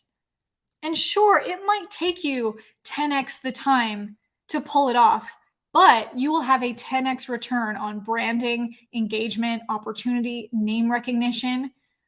You could be struggling creating content every week and just have a really great system. Congratulations, you did it. But are you making the most out of it? So what I want to do is share with you 3 things that not only keeps me from wanting to bang my head against the wall making a video every day like I used to. How many of you guys know what I'm talking about? But actually makes me produce less videos, work less, and make more leads, and actually enjoy what I do. How many of you guys wish you enjoyed making YouTube videos? And how many of you do? How many of you know that you should be making them, but you just kind of hate it? Be honest, that's totally okay. I'm going to spend the next little bit of time teaching you how to think about this new style of video versus talking head videos, which is what the 99% of content creators are doing. By talking head, I mean, they just set up their camera and they just talk to the camera, blah, blah, blah. And there's nothing wrong with that. But there's a way that we can do it in a more creative way, because we want to be in the 1%, right? Right? Okay. So the first thing to think about, I'm going to teach you 3 C's today. The first C is call to action versus call to adventure. We have to stop giving so many calls to action in our videos and call them along the adventure. Which YouTubers are really good at calling their audience along to an adventure well? They're not just spouting facts, they're bringing them along for the discovery with them. Tell me some YouTubers that you watch that are really great at bringing you along the adventure right now. This is one of my favorites, Mark Rober. He's like, come along with me for this 3-second montage as we travel to Thailand to, whatever he's doing in that experiment. He's like, I talked to this person and we did this and, this exciting. And he's not just talking to you like fact, fact, fact. You're actually experiencing it with him. You're part of the adventure. So I want you to think about, how can we do that in our content? When you have a call to adventure before the call to action, the natural and logical, when you have a call to action before, what am I trying to say? Typically in our videos, we have a call to action, but it doesn't matter if we haven't called them to the adventure first. The call to action is like a natural and logical progression. When you bring them along an adventure, it's less about convincing or persuading them to take action. It's providing resources for this newfound enthusiasm and motivation. So we need to reframe the call to action as a call to adventure, and the customer journey as the hero's journey. How many of you guys have heard of the hero's journey? A lot of us are waiting for our sales funnel to start a hero's journey with our customers, but really the funnel begins in YouTube. YouTube is really what we should be seeing as page 1 of the funnel. And a lot of marketers get to their call to action too fast or too frequently, which can honestly offend the audience, and they don't take it because they haven't felt like they're along an adventure with you.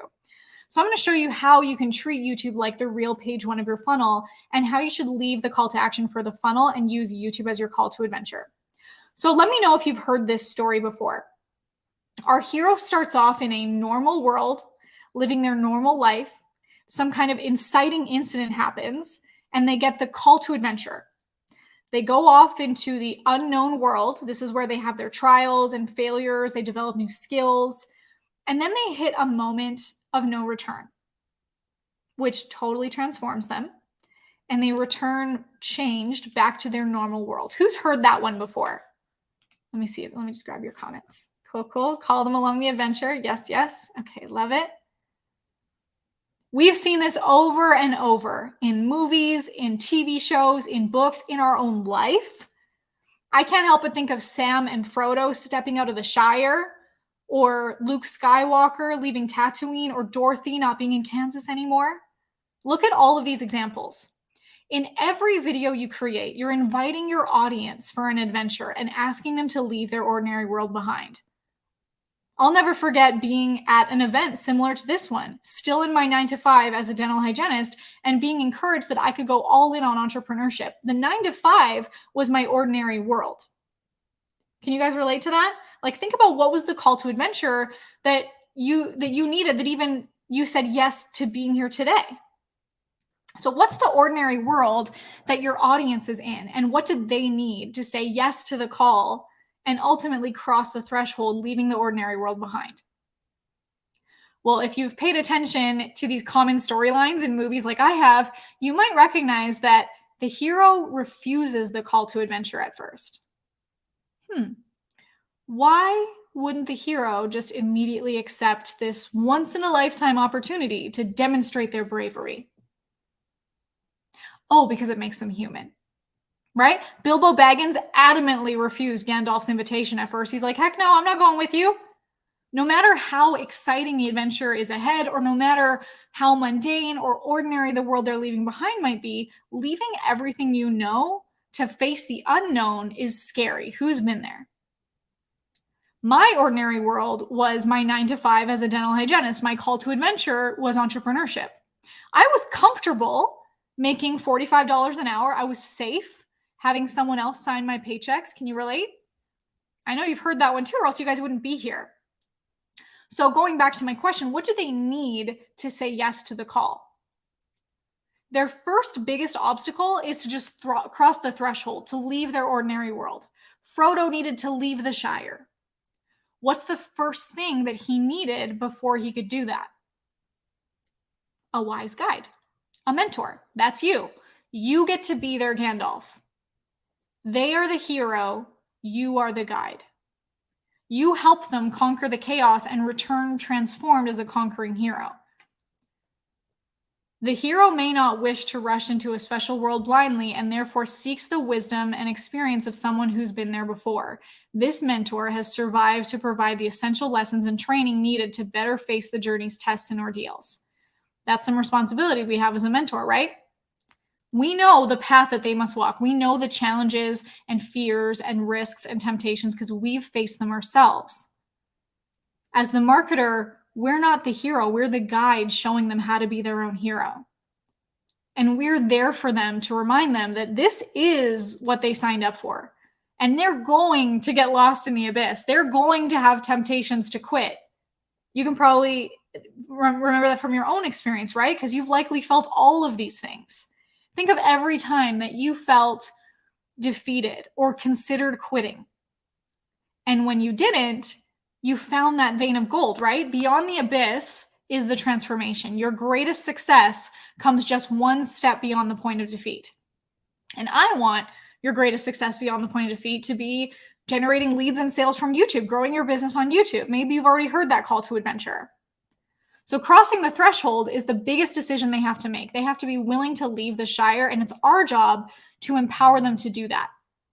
They're stepping foot into potential danger, risk, going where they've never gone before, and that may mean leaving some of their hobbit friends behind, right? Who knows what that feels like? But we show them that they won't be alone. We build a community around the content. We show them they're going to have helpers along their quest. They're going to have their community, their sidekicks, people to guide them along the way.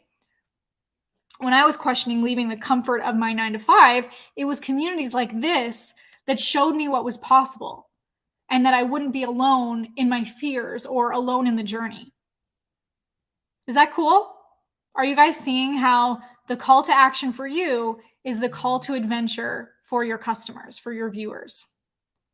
Does that help you to put into perspective how we need to serve them with our content?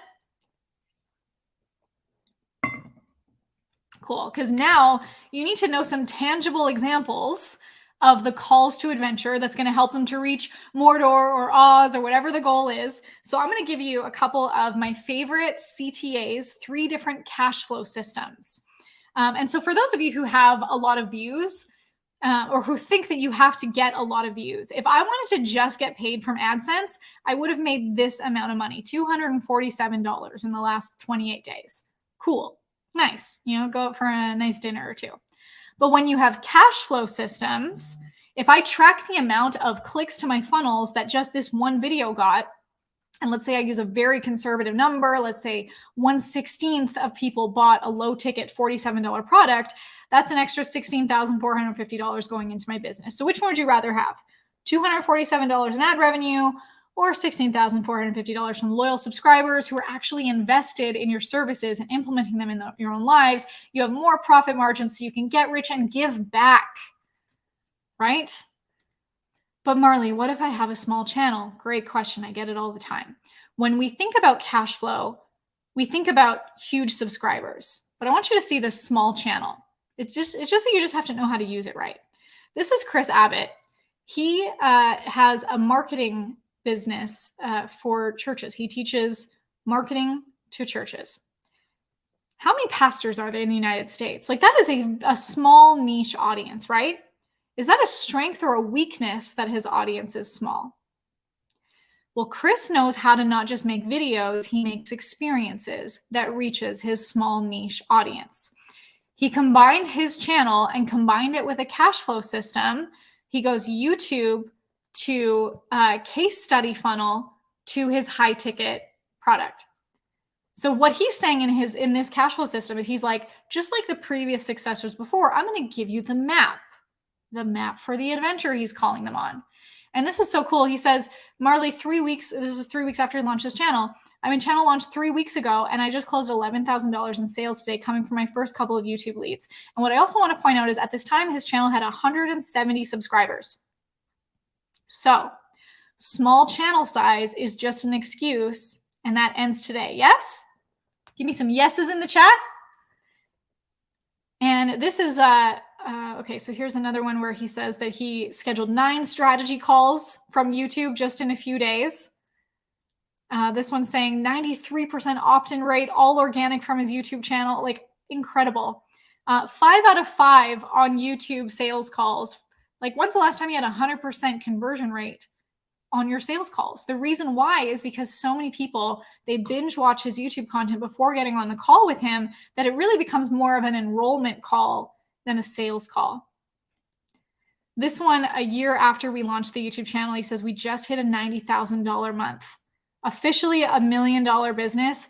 And here he also says a fulfilled dream of taking his family to Hawaii, a dream he's been aiming for years. And this coming from someone that invested his last $2,000 because his ad account kept getting shut down. And he's like, I know I need to make a change in how I generate my leads. So how did he do it? YouTube to case study funnel. That's his cash flow system to his high ticket. And here's what his looks like. It's just a very simple opt-in. Watch this little video. It's a case study of how we can do this for you. And then sign up for a free strategy call. And look at this. He can overwhelm his audience with proof. He has so much social proof of how he's helped so many other companies to do this.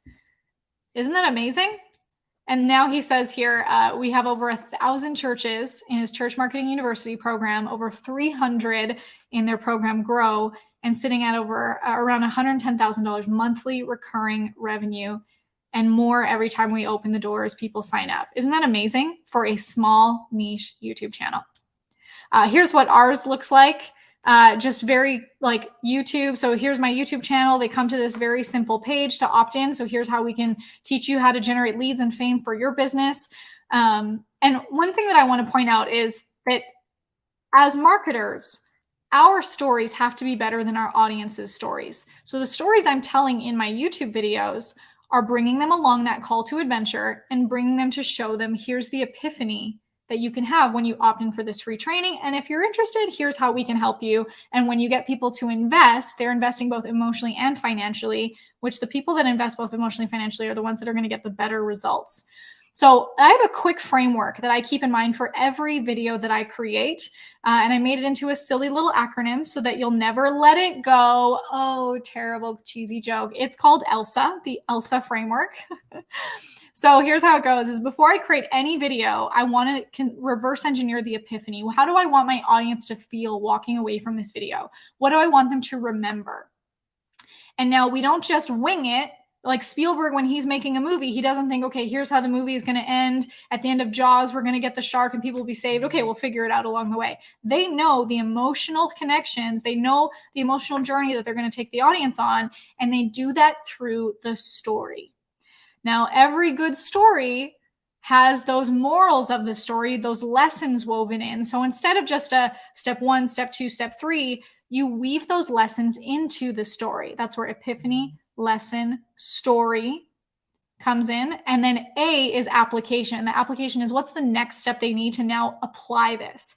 Is it sending them to another video? Is it sending them to a cash flow system? Is it sending them to get on a call with you? So this is exactly what we do for every video that has the ELSA framework. Do not let it go.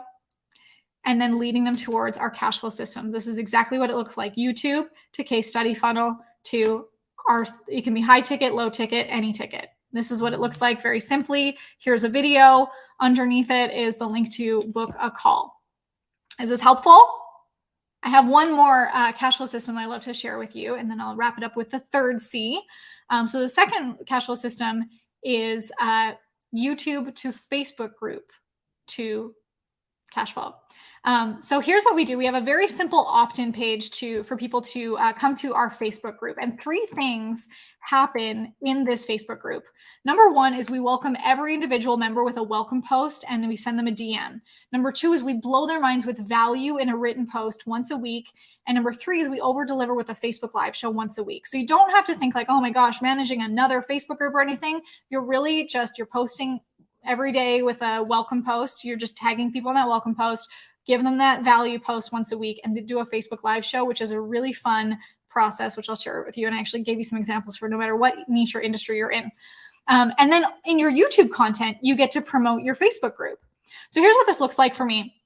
I do a post like this once a week, sharing value, helping overcome false beliefs or obstacles to them, generating leads or sales on YouTube. I do a Facebook Live show once a week. It's usually just 10 to 20 minutes of pure value in a simple, repeatable format. We're not reinventing the wheel every week. Mine is called Content of the Rich and Famous, which is so fun. So every week, once a week, I do this Facebook Live show at the same time. Oops. There we go. Same time every week. I share the content secrets of someone rich and famous on YouTube. So a lot of these guys, if you recognize any of them. And then I do a content hot seat for someone in the Facebook group. So I just have them fill out a form where if they want me to review their channel, someone from the Facebook group, I'll do an audit on their content too. And people love it. People that aren't even selected to be in the hot seat learn so much from it because I give them like the strategies that they can implement. And here's the kind of feedback we get. People saying like, this is so addicting. Marley, shouldn't you be charging for this training? I can't believe you give all this information for free. You flip my perspective on how to monetize my offers. The intention is we want to over deliver with value. I want them to think if she gives this away for free, imagine what we get when we pay. And every time we do this show, people are reaching out to us. Hot pre-sold leads, eager and ready to buy. So this is what this looks like. YouTube.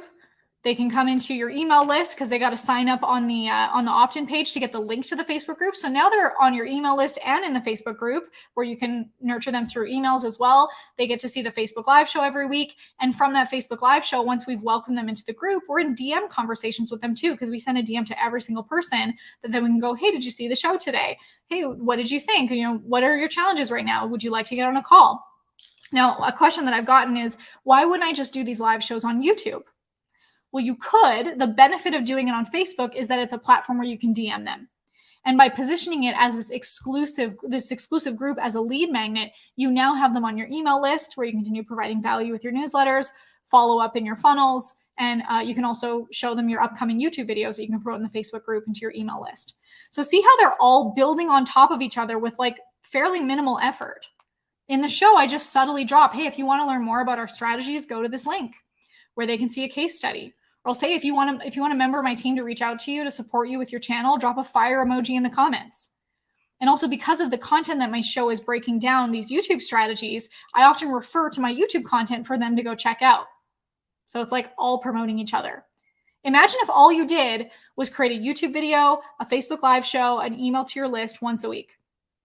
That can drum up a lot of leads for you.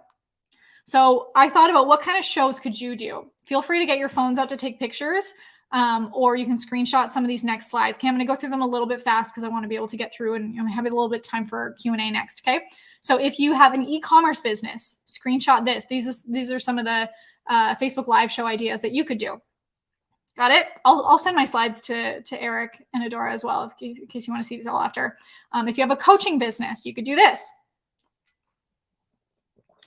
If you have a fitness business, share workout routines. That'd be fun. If you have a content creation business, kind of like mine, maybe some live critiques, discuss latest trends. If you have an online course business, I know there's a lot of coaches, consultants in here. Take a screenshot of that one. Or if you do affiliate marketing, maybe something like that. Cool? All right, I'm going to skip through some of these ones just so I can be good for time. Okay, recap. So we've done the call to adventure, cash flow systems, and the third C is culture. The third thing I want to share with you about why this strategy is better than typical talking head videos comes back to a quote that I remind my clients about a lot, is that YouTube is not the treasure map, it's the treasure.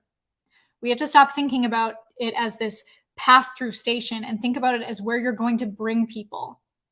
How does that change your content? Because a lot of people tend to look at YouTube as this stepping stone to a better destination. Like, I can use it to get on television. I can use it to get to Hollywood. I can use it to grow my business. And all of these are true, but let's face the reality. People are moving from television to YouTube. Hollywood stars are coming across to YouTube. People are making their fortunes on YouTube first and then moving into businesses. Like Beast Burger, anyone? You ever had it? Delicious. I would expect nothing less from Jimmy. Who is better at creating a culture around YouTube than Mr. Beast? Mr. Beast says you can make a video and it can get a lot of views, but if it's not attached to a community, it's not going to do anything long term. And if you build a loyal fan base, they'll follow you to whatever platform you go to next. And if you can create a culture, that's when you start to build a brand. The biggest thing is just being consistent and building that culture, and then everything else kind of falls into place. Get it? There's a big mindset shift when you create content from this state of mind. Think about it as more than just checking off a box, posting a video you're supposed to post. And I say this from experience. It's more than just a stepping stone. If we only view YouTube as a stepping stone, it's not nearly as powerful as if we view it as our destination. And that's why I'm all in on YouTube. I urge you to be as well. It's the dang gold. It's not just the map. So here's some hard truth. YouTube is not about creating videos. Remember? What is it about? Bonus points in the chat if you guys can say it. It's not about creating videos. It's not about keywords or tags or SEO, because no amount of SEO can outdo a bad video. It's not about creating videos. It's about creating experiences. Russell Brunson says that your audience doesn't pay close attention to you until they know how you earned it and how you learned it and how you earned it. Why do you think that we cheer at the end of the movie louder when the protagonist wins? When they land the dream job, or when they get the girl, or when they win the race? Because we were with them at rock bottom. We experienced the agonizing pain with them when they crawled their way back up. You have to give them that experience, not just talking head tactics. And any AI or ChatGPT, whatever, can spit out a script that you can read and it might work, but your audience still needs that personal connection to your story. I use ChatGPT. It's wonderful, but it's far from my final say in my creative process. It's like asking a calculator to do a painting. A very powerful painting, but ChatGPT isn't a reason to give up your creative power. I use it, but it's not the final decision in my art. So with ChatGPT and AI, you'll probably get some of the 3 C's, but you might not get the culture. If the culture isn't strong, then that's where you have to beg them to subscribe. Like, are you creating culture, or are you just teaching random crap? Nothing wrong with it, but it's not a culture. Mark Rober is creating culture. Mr. Beast is creating culture. And if you ever look at your content creation like a chore, you've already lost. I mean, it's hard to create culture and experiences from chores, right? I've been bored of my own content. I've been stuck in the content hamster wheel. I used to do 5 videos a week thinking it would get me views and subscribers and leads and sales. You want to know what it got me? Burnout. Bags under my eyes. If you're bored of your own content, imagine what your audience is thinking. Even if you're reading a really great script that ChatGPT spit out for you, for example, the standard talking head video where people just, talk to the camera, step 1, step 2, step 3, is that helpful? Sure. Is it inspiring? Maybe. Is it an experience? Probably not. Only back that up to the 3 C's: call to adventure, cash flow system, culture. Now, when you compare that to the cancel culture video, oh, I don't want to play it again. Today we're gonna... Which type of content do you think that I actually like making? Which type of content is going to be more enjoyable for the audience? And which type of content do you think is not just going to educate like Talking Head does, but it's going to lead to more leads and sales because it's more shareable? No one shares their notes from class once the class is over, but people will share this type of video. If you're not making inspiring content, you're not making shareable content. We got to make it bingeable, repeatable, shareable content, not just helpful content. That's the difference between a marketer and a talking head video. So I challenge you to make content with the same challenge that we challenge our students and help them with, which is that you make content that inspires your audience and you while you make it. You'll find your purpose. You'll find your soul again. This won't feel like a chore. And to go back to this quote from Mr. Beast, it's much easier to get 5 million views on one video than 50,000 views on 100 videos. So, stop making videos that suck the life out of you and start making videos that you enjoy too. So now remember, I opened up the beginning of this saying that I was going to ask you to do one thing and that it would transform your life. Well, I don't know what that one thing is, but I know that you do. You know that there's an action that you've put off, a dream that you haven't pursued, a call that you haven't made, a message that you need to send that is bold, that is polarizing, that might get hate letters and love letters.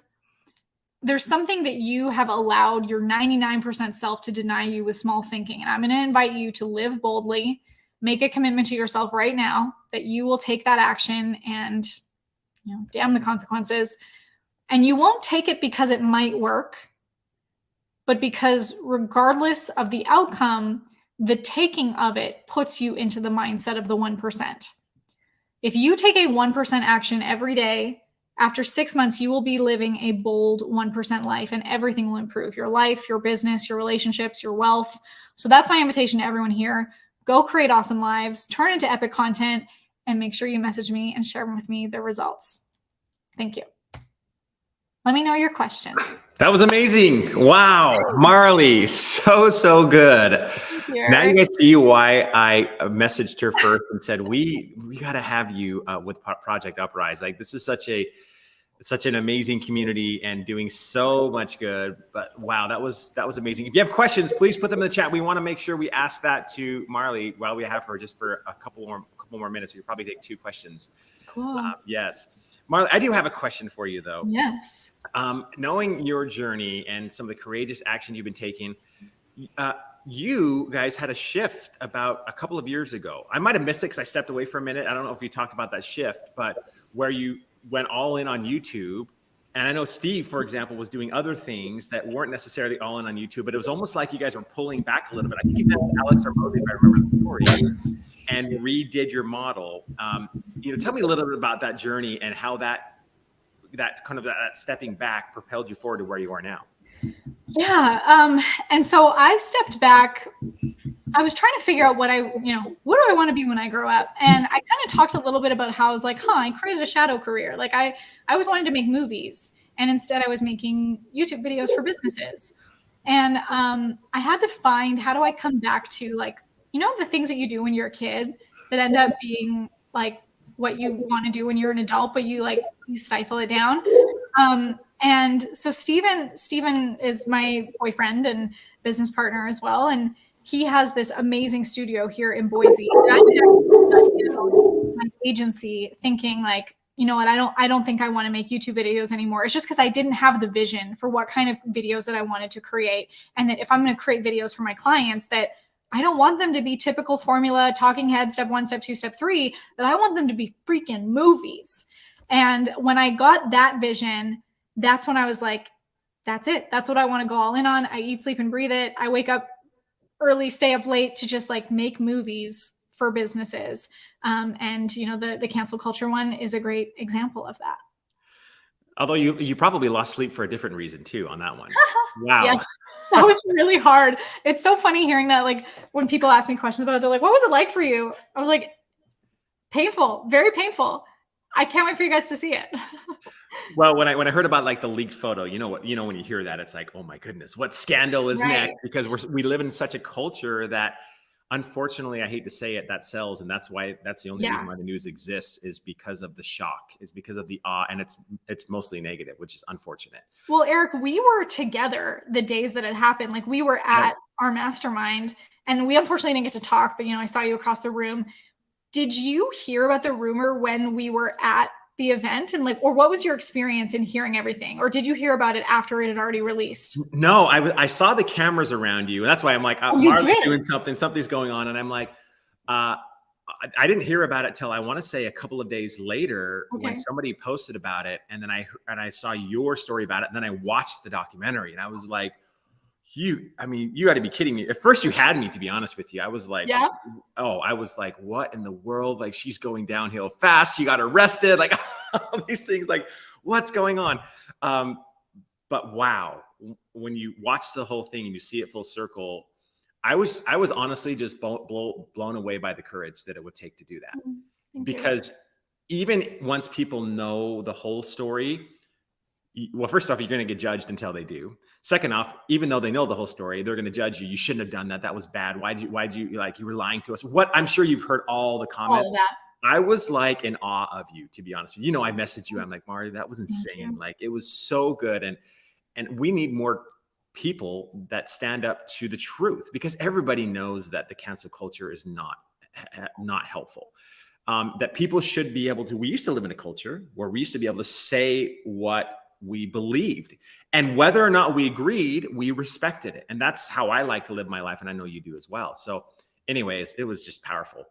Thank you. We do have one quick question from Alan. I know you kind of addressed this already, but with so many YouTube videos, how to get the eyeballs fast and an explosive audience? I think to be a good content creator, you have to be a good content consumer. And so we need to see, what are other people doing that is creating explosive content and an explosive audience. And it's likely not the talking head, step 1, step 2, step 3, click the link below to get my free PDF, whatever. I think that the cancel culture video was an example of explosive content, because it wasn't just something that we filmed and then released and was like, it's ready. Like, we had a whole campaign around it. We had scandal around it. We had emotion and anger around it. We got more hate letters than love letters at some point, and then the tides turned. And so if you really want to get eyeballs fast and create an explosive audience, it means you have to do things that are explosive. And there's a mindset and a psychology behind creating content at that level that there will be a lot of discomfort to sit through, but to hold on to the outcome of that. And I can't, answer exactly like, okay, you should make a video where you do this. Not in 2 minutes, but I would first start studying, what are other people doing that's explosive. Even studying the marketers before the internet was around. Like, study P.T. Barnum, like study what he did with his Fiji mermaid and bringing in Jenny Lind from Europe. Like that, those are real stories. You've seen it in The Greatest Showman, but study what he actually did to create a buzz. And sometimes it involves scandal. The next YouTube video I'm putting out is called Fabricating a Scandal. So I will teach some more of this too. Wow, powerful. Dramatic demonstrations, right? Yes. Like, it's so important that you capture people's audience with dramatic demonstrations. And the best marketers and the best influencers in the world are experts at doing that. And I know you guys are experts because you're teaching other experts of exactly how to do things like dramatic demonstrations. I know we're about to move on, but 2 things. Marley, how can people watch the movie again? Yeah, go to youtube.com/MarleyJax, and it's just right there.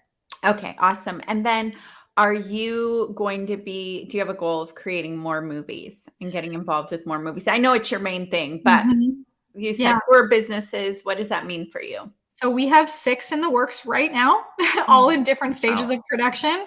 I wish I could tell you more, but there's like, of course, it's going to be the same kind of explosive buzz. So I hope that you'll just hear about it when they come out. I'll give you a teaser of what some of them are. I told you Fabricating a Scandal. We have one on manufacturing fame, the toxicity of hustle culture, blue collar crime, scandals behind Think and Grow Rich. So those are some teasers of some of the next ones we're putting out. Well, I'll follow up with you, but there is a mental health movie coming up that already has distribution, and they're still pulling the people together. So you might be a great feature or partner or something in there. But yeah, and they have all the major distribution, Netflix, Amazon, like 150 different channels. Amazing. Yeah, I'd love to hear about it. Yeah. Awesome.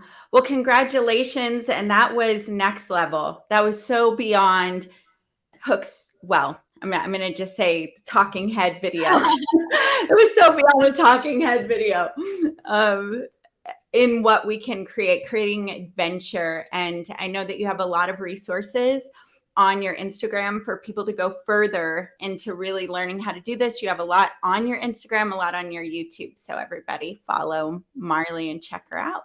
Awesome. Thanks for having me. Yeah. Thank you, Marley. We appreciate it. Wow. That was insane. I love watching your face because you're recalling the movie. I can see it. You're like, earlier. So good. Marley's amazing. Like she and Steven have just created an incredible organization.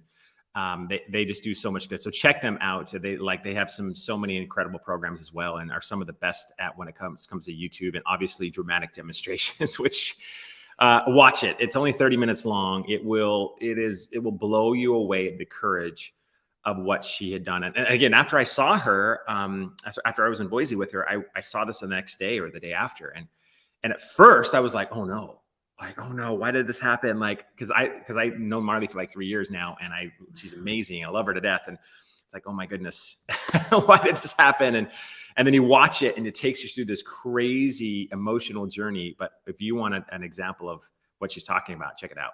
It's amazing. I will today.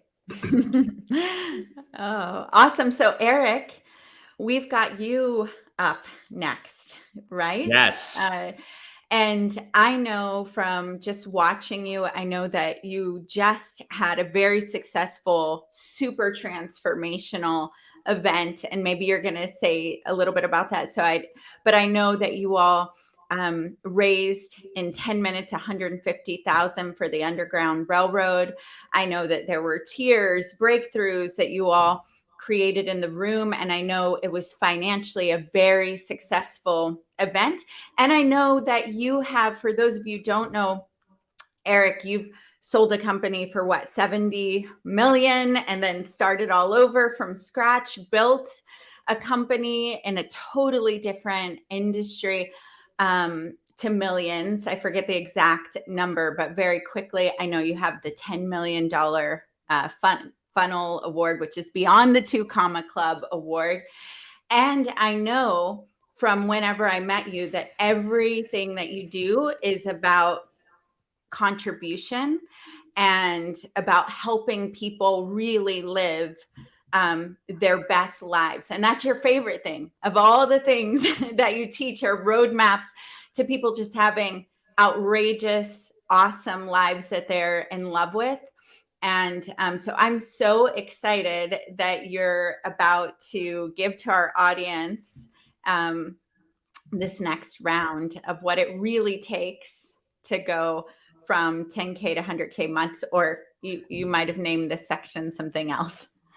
Well, wonderful. I have to say, we've already been so well fed today. Again, today's been so powerful and so transformational. And I am excited to address you for the next little bit on a little bit about my journey, and also about something that is really on my mind. I heard it once said that mindset is more important than skill set. And I'll be honest, I actually didn't believe it to begin with. I didn't believe that the way you think is actually more important than the actions you can take. But then you realize that no action you have ever taken in your entire life came before you thought about it. It always came after you thought about it. Thinking obviously precedes action. But I didn't like it because I wanted to find the tool, the strategy, the tool, the tactic to create something incredible for my life and for my business. But here's one of the challenging things that I found. I found that nothing we're talking about here, no strategy, no implementation of a strategy will work unless if you work. And what do I mean by that? And I want to answer that by a question. Do you truly know who you are? This is something that I struggled with for a very long time, of really understanding who I am. And honestly, in the beginning of my entrepreneurial journey, I was not trying to solve problems for my clients. I was actually trying to solve my own problems. A lot of the content that you see me push out is something that I'm addressing, that I'm struggling with in my life. So I produce content and I teach something about it because, as you know, when you teach something, you learn so much more from it than any other way of learning. Teachers are the greatest learners because teachers are not only teaching something and it solidifies it in your mind of what it's all about, but you're also implementing those things in your life. So I spent a lot of time really understanding, like, who am I? I know it's one of the biggest questions that we all have in our life is, who am I? And I don't mean like who you are as in, okay, my name is Eric Sorensen, I'm an entrepreneur. I mean like deep to the core, who you are, which is tied to what were you born to do. And I had a really interesting experience last week that just one transformational event changed my entire trajectory for my life, because I'm deciding to change it, because I discovered at an even deeper level who I was and who I was meant to serve, the things that I was meant to do in this life. And it started off like, as Adora mentioned, I built a company up and I didn't sell it for 70 million. No, it generated $70 million in business, but it was a decent sized company that I took years of 2x thinking, of just hustle, of just going to build over years. And I built this company up and I kept hitting this plateau. I could never get over this certain amount of revenue. I could just never do it. Every year I kept hitting that. Once I hit it, and it was an 8-figure number. So it wasn't a small number, but it required me to hustle. It required me to get in at 6 in the morning and sometimes not even leave till 10 p.m. at night. There were days I didn't actually go home for 2 days and I didn't sleep because I was working, trying to build something great. I wish I knew then what I know now, that there is an accelerated path to your success by working not as hard. You can 10x your life and your business by doing less, not more. But I didn't know that at the time. And I remember there was an opportunity in my life where things were not going so well. And I had somebody approach me and said, "Hey, I want to buy your business." And at first I'm like, no, that's kind of like selling your child. Why would I ever want to sell my business? So he came to me and I decided, okay, I'll after just analyzing it for a little while, I decided to sell it. And the sale took about a year to do because it wasn't a small sale. And I remember the day that the transaction went through, and it was amazing. I had more money in the bank than I ever thought I would have in my life. And it was just an incredible experience for about 3 weeks. Now, I've heard people talk about this before. Tom Bilyeu all the time talks about, like, he said, I wasn't wealthy. I got all of my wealth in one moment when the wire transfer hit, and he sold a company for over $1 billion. I don't know what his portion was of that, but I'm sure it was a significant amount. And all of a sudden he had that feeling that I had. Now, when I heard people talk about this before, I thought, well, yes, that sounds great to say that it only lasted for 3 weeks, but that's because you have money. What about those of us that don't have money and we're struggling to make the impact, the income, and the influence that we want to have? What is that? I mean, what is there for us? And I always thought it was ridiculous when people would say things like that, until I actually experienced it and realized that it was real. Why? Because at the time, my identity was so intricately tied to the business that when I sold my business, I sold my soul. Now, that is a very wrong way to do this, obviously. I was misguided and misplaced in the impact that I wanted to have. But here's the interesting thing that happened. Because I was my business and it was me, I no longer had an identity, or at least I didn't think I did when I sold the business. And I went downhill really fast. Meaning, I didn't know what to do. I started trying to get involved in other businesses, and it didn't go well. I got some business partners and it went really, really south. And I just kept going downhill, downhill, downhill. And I didn't know what to make of my life. Yes, I had money in the bank. Yes, I had opportunity. But at the same time, I felt like I wasn't doing the thing that I was called to do. I believe that business is a calling. I believe that you are called to serve a people. And the intensity and the magnitude of the opposition is as equal to the intensity and the magnitude of the calling that you have. You know what I'm talking about? When you're trying to create something incredible, chaos always follows creation. It's almost like God or the universe or whatever you believe says, do you really want this? Every single entrepreneur that I've ever spoken to that has had a major breakthrough struggled to get there. Had self-doubt, struggled with limiting beliefs, kept not doing the thing that they needed to do. We heard yesterday from Danny, who knew exactly what he needed to do for 6 months and didn't actually do it. And when he did it, he built a multi-million-dollar company because he finally did it. You know, sometimes the hardest thing for us to take action on is the thing that our soul most knows that it must do. Are we more afraid of failure? Or is the reality that we're more afraid of success? As Marley said at the end of her speech, she said that it's time to take bold action, that it's time to do the thing that your soul already knows that it is meant to do. I truly believe that everybody here already deep down inside knows what to do. Sometimes it just takes a thought or a coach or a mentor or something to get you out of your own head and move to the thing that you were meant to do. I remember the day that this happened to me. I was struggling with all of these things, and I was trying to create this program and it didn't work. And I tried to create another program and it didn't work. I mean, I was a massively successful entrepreneur, and here I am failing at nearly everything that I did after I sold my business. And I spent several years. I didn't collect a single paycheck for, 2 or 3 or 4 years. And I was just trying to grasp at everything possible to try to make this work, because at the time I felt like I was being pulled to something greater. And I started to realize what I was meant to do. It's important that you know too, that for 15 years of running this business, I never attended a conference. I never read a book. I hated virtual events like this. I would have never been found on an event like this, let alone speaking at an event like this. And then I remember I got to a point where things were not working, where I was feeling totally disconnected with my identity, and I just felt lost. And I read a quote that changed my life. And it said that the scariest day of your life is the day you die, when the person you are meets the person you could have become. And that woke me up. So what did I do? The only thing I knew was I needed to reach as high as possible. So I went to the biggest mentors in the world. Fortunately, I had a little bit of a war chest to spend a few $100,000 in personal development. I started reading a book a week. I went to 7 Tony Robbins events in 1 year. I went to Brendan Burchard's things. I started studying with Tom Bilyeu. I started meeting some of these incredible people, and I started hiring coaches and trainers and trying to really understand, if I could really understand who I truly was and make the impact that I knew that I could make, I needed to discover the path to do it. And yet that still wasn't enough. I still spent a couple of years just in learning and growing. And don't get me wrong, it was an incredible experience. I learned a lot, but I still wasn't doing the thing that I knew I was born to do. And so finally, I had an opportunity to hire a coach. And this coach, it was $50,000 to hire this coach. Now, that is not chump change. That is a lot of money, obviously. So in doing this, I ended up realizing something really crazy. I went in to this pitch, and I knew this was the coach that I wanted to hire. $50,000 was a lot. And the first time I heard that number, I got scared. And you know what I did? I actually left the room and I went back to my hotel room. And I said, you know what? Even though I know this is what I need to do, I'm not going to do it. Why?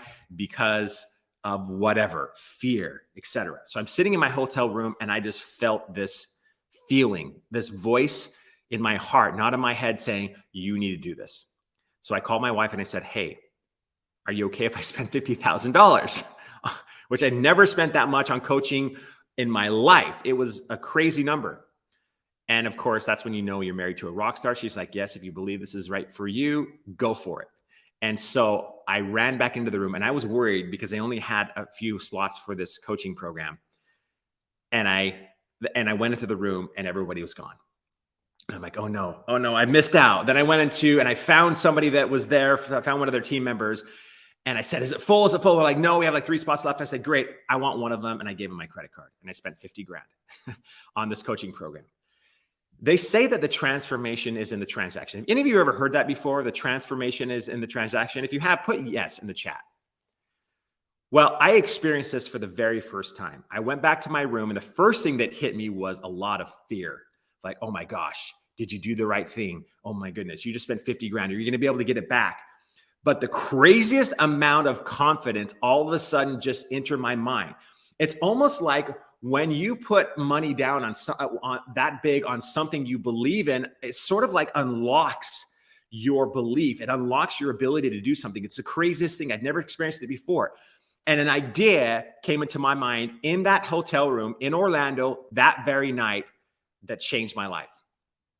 And it was an idea that I had. And all of a sudden, the idea for my program came, and I started feverishly, fervently writing for 2 or 3 hours, creating funnels, creating content, all of this in my hotel room.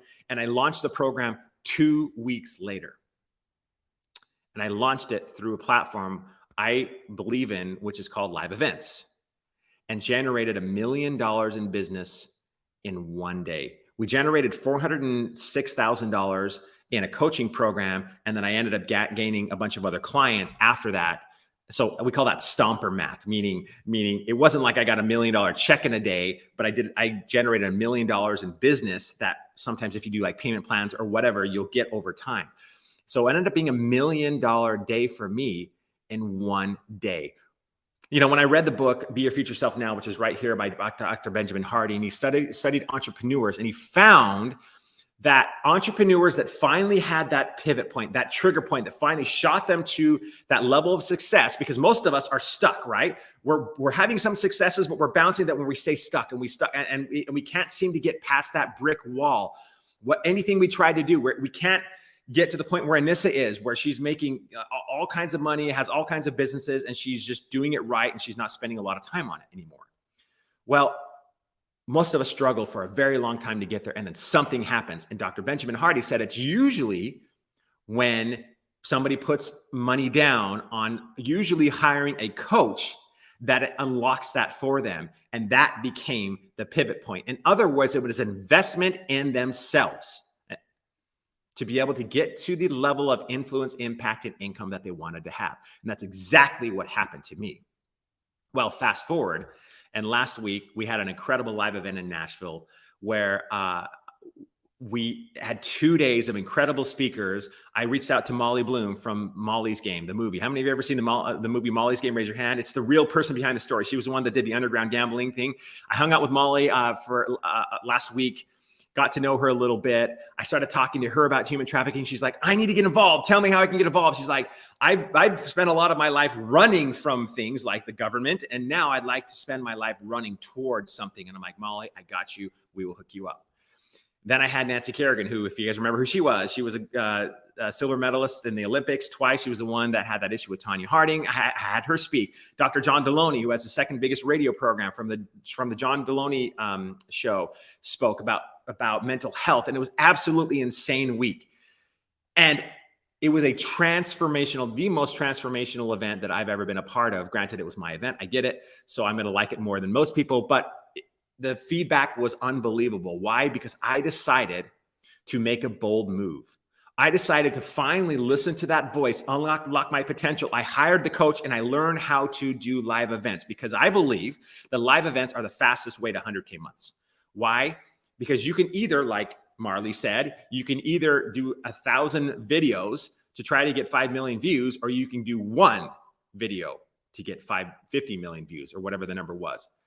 Whatever the math was, it works the same. I decided to go all in on live events. I mean, I could do some webinars and sell a $200 product or a $2,500 product or a $10,000 product. Instead, I chose to do live events where I can sell a $10,000, $15,000, or a $25,000 product. I mean, think about it. How many of your lives would change with just one $25,000 client? Put me in the chat. Imagine if you had 10 $25,000 clients. Would your life change? Yes or no? Put 250K in the chat if that's you. That's why I love live events, because you have the ability through live events to make much more to a difference in the people's lives that you serve and much more income immediately. And that's what happened to me. I sold a 25K program 2 weeks after this transformational experience that I had. And I had, like I said, $400,000 in signups, plus then we ended up getting a ton more business from that event, which equaled about $1 million of business in that one day. Your life can change next week. Your life can change tomorrow. Your life can change today, both financially and through the ability for you to make the impact that you want to make. And so I had this experience, and it was absolutely insane last week. And then the interesting thing happened. When you are aligned with your calling, two things happen. Number one, you feel happy.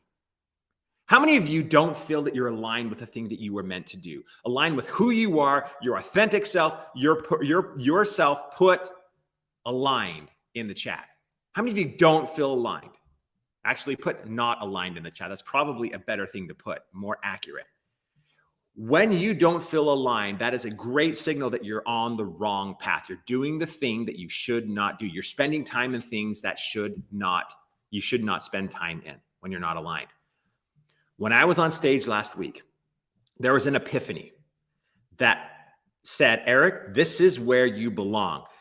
Teaching people, coaching people, training people on how they can have two things. One, an extraordinary business that leads to an extraordinary life. An extraordinary life to me means life on your terms. What if today or tomorrow you were able to wake up from your sleep and do anything you wanted to do? Money wasn't an issue. You're making the impact that you want to make. You can live life exactly how you want it, the freedom that you want to have. How many of you want that, say, freedom in the chat? And I'm sure all of you are like, yes, absolutely. So I was on the stage. I was online. The second thing that happens when you are aligned with your calling, miracles happen. Doors open. Opportunities come. And a miracle happened last week. I'm calling it the miracle on stage. And everybody that was there was posting about it, giving shout outs about it. And the entire audience was crying. I decided for the first time, and I shared, there's only twice that I've shared this story publicly. Once was here at Project Uprise because of the connection to human trafficking, about when I lost my adopted daughter to human trafficking in Haiti. Right before I was picking her up, she was taken from the orphanage. And I told that story on stage. I'll be honest, I had never shared it to that many people, never in a live in-person audience, and I was scared to death to do it. And I played a video. There was a news story that CBS did on me back 10 years ago on this. If you want to Google it, just Google Eric Sorensen Haiti Sandra. Sandra was the name of my daughter, and you'll be able to watch that video on YouTube. I played that video, then I went up and I told in depth the story of me losing this child, but then what it led to. And it was heart-wrenching and heartbreaking. Well, the very next day on stage, something happened that I will never forget. One of my platinum partners, or one of my clients that spent $25,000 to be in my program, said, hey, Eric, I want to say something on stage. Now, normally you never say to an audience member, yes, you can come speak on stage in an impromptu manner. That never happens, but I had a feeling. And I said, okay. I said, I'll tell you what, we have a break right before our lunch break. I'm going to bring you on stage and, I'll give you just a few minutes to say what you wanted to say. And she said, great. So we get up there and I bring her up on stage, and I'm kind of nervous because I have no idea what's about to happen. I wasn't sure what was going on, but I had this feeling. And she gets up there and says, hey, I was so touched by your story and for being vulnerable and telling us a story about Sandra and how you lost her in Haiti, that I want from my company and myself to donate $10,000, but I'm only going to donate it if somebody will match my $10,000. And that's what she said. And I'm like, oh my goodness. Next thing I know, the spotlights are on me, so it's really sometimes hard to see the audience.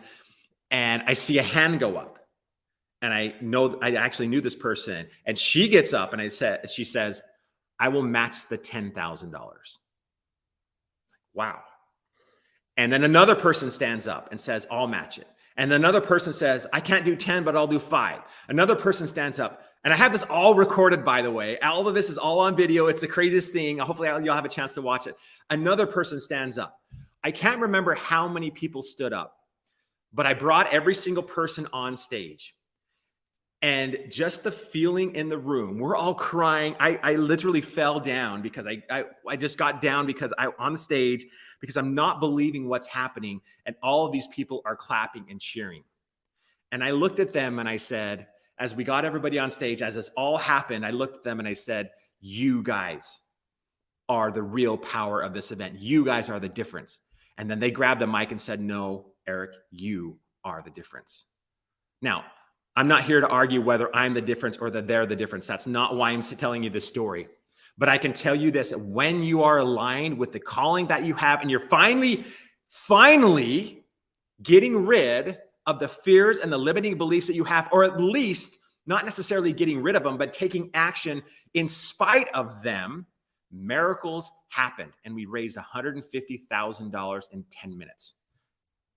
I should have had this prepared before, but I think I have a picture of everybody on stage when this actually happened, and it was unbelievable. Let me see if I can share it to you guys, with you guys, if I can find it really quick. If I can't, that's okay.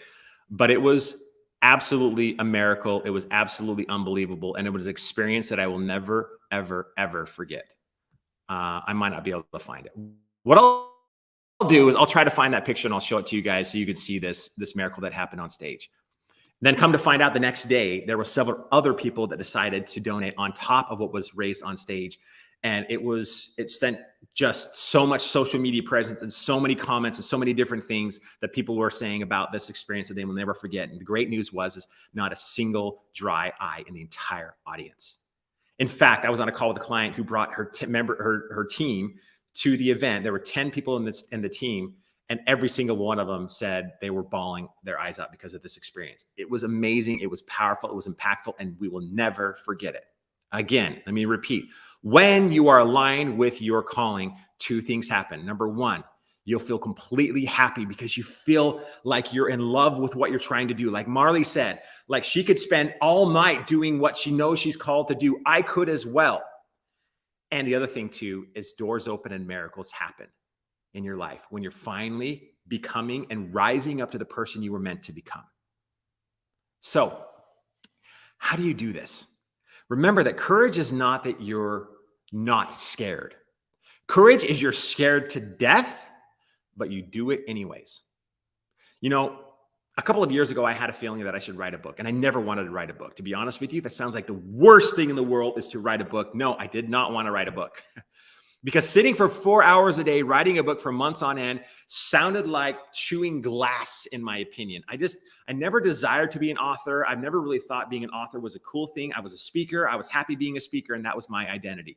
A speaker and an entrepreneur. I'm great with those 2 things. And I had this feeling, you should write a book. And I'm like, I'm not writing a book. Well, guess what? 1.5 years passes, a little under 1.5 years. And last September, I had this feeling again, Eric, you should write a book. By the way, here's the odd thing. I already knew what the book was going to be called, which is the crazy thing. I had this feeling of what it should be. So I'm sitting there last September and I get a phone call from Stephanie Blake. You remember Stephanie? She was on yesterday and she says, hey, Eric, would you help co-author a book with me? And I said, sure. She was getting a few contributors to write this book. And I said, sure, I'd be happy to. So I started working on a chapter in a book that wasn't necessarily my book. Then I get a call, this book right here, by the way, this is the one. Then I get a call 2 weeks later from somebody else and said, Eric, will you help co-author this book? For 40 years of my life, not a single person has ever asked me to write a chapter or co-contribute to a book ever. 2 times in 1 month. The first one in its category became a bestseller. The second one in its category became a global bestseller, which is right there inside the inner circle. Adora knows about that book. And so I realized, okay, I need to do this. I finally need to do the thing that I feel that I'm called to do in addition to speaking, which this was totally unplanned. Do you think I wrote the book after all of that evidence, even though I knew I needed to do it? No. September passes, October passes, November passes, December passes, January, I'm like, oh my goodness, are you going to do this or not? Are you going to actually apply the principle that's inside the book and commit first?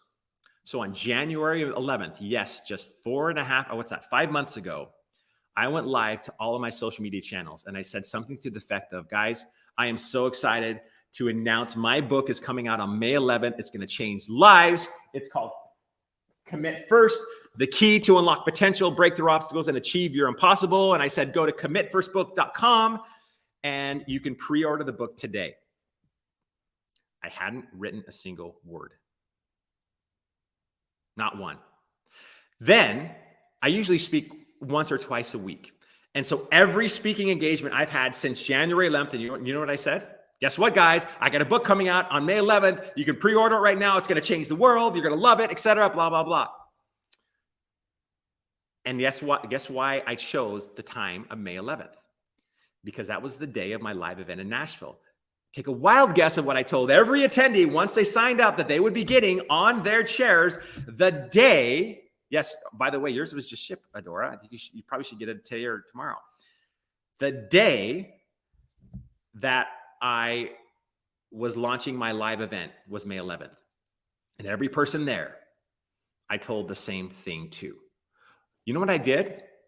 I created a path to make it harder for me not to write the book than to actually just write the dang book. I made it an easier path to fulfill my calling and a harder path to not fulfill it. Because do you think after I told all of these people and I showed up to a live event that I would ever show up without this thing? No. Why? Because it's against my identity. Because I gave my word. I told people about it. I made a public declaration. It would have been my integrity and frankly, extremely embarrassing to show up and say, oh, guess what, guys? I know I promised you a book, but this happened. I had a problem with the publisher. I had a problem writing it. My proofreaders didn't get it right. Whatever the excuse would have been, that would have never happened because of who I knew that I was. The principle of commit first is that you make this the path to everything that you want in life. Your sole purpose, your program, whatever that might be for you, you commit to that first. And you make an easier path to keep the commitment and a harder path to create a commitment, to break the commitment. In other words, it's actually getting massive leverage on yourself. How can you get massive leverage on yourself to do the thing that you're actually meant to do? Number one, if it's launch your webinar, go live today and say, I'm going to launch this webinar on June 12th or whatever the day is, but make sure it's no more than 30 days in advance. Even if the program's not ready, even if you haven't created a single slide, even if you haven't done anything, you must go live today and say, this is what I'm doing. Back yourself into a corner, burn the boats, and create the only path to success, which is a path forward, not a path backwards. You have to get so clear about exactly what you want and then move forward towards that commitment, and everything will change for you. When I did my live event, I called Molly Bloom. I didn't call her. I messaged her on Instagram and I said, hey, I got a live event. It's going to happen next May. Do you want to be a part of it? Can you speak? And she's like, I was like shocked that she messaged me back on Instagram because this is Molly Bloom, right?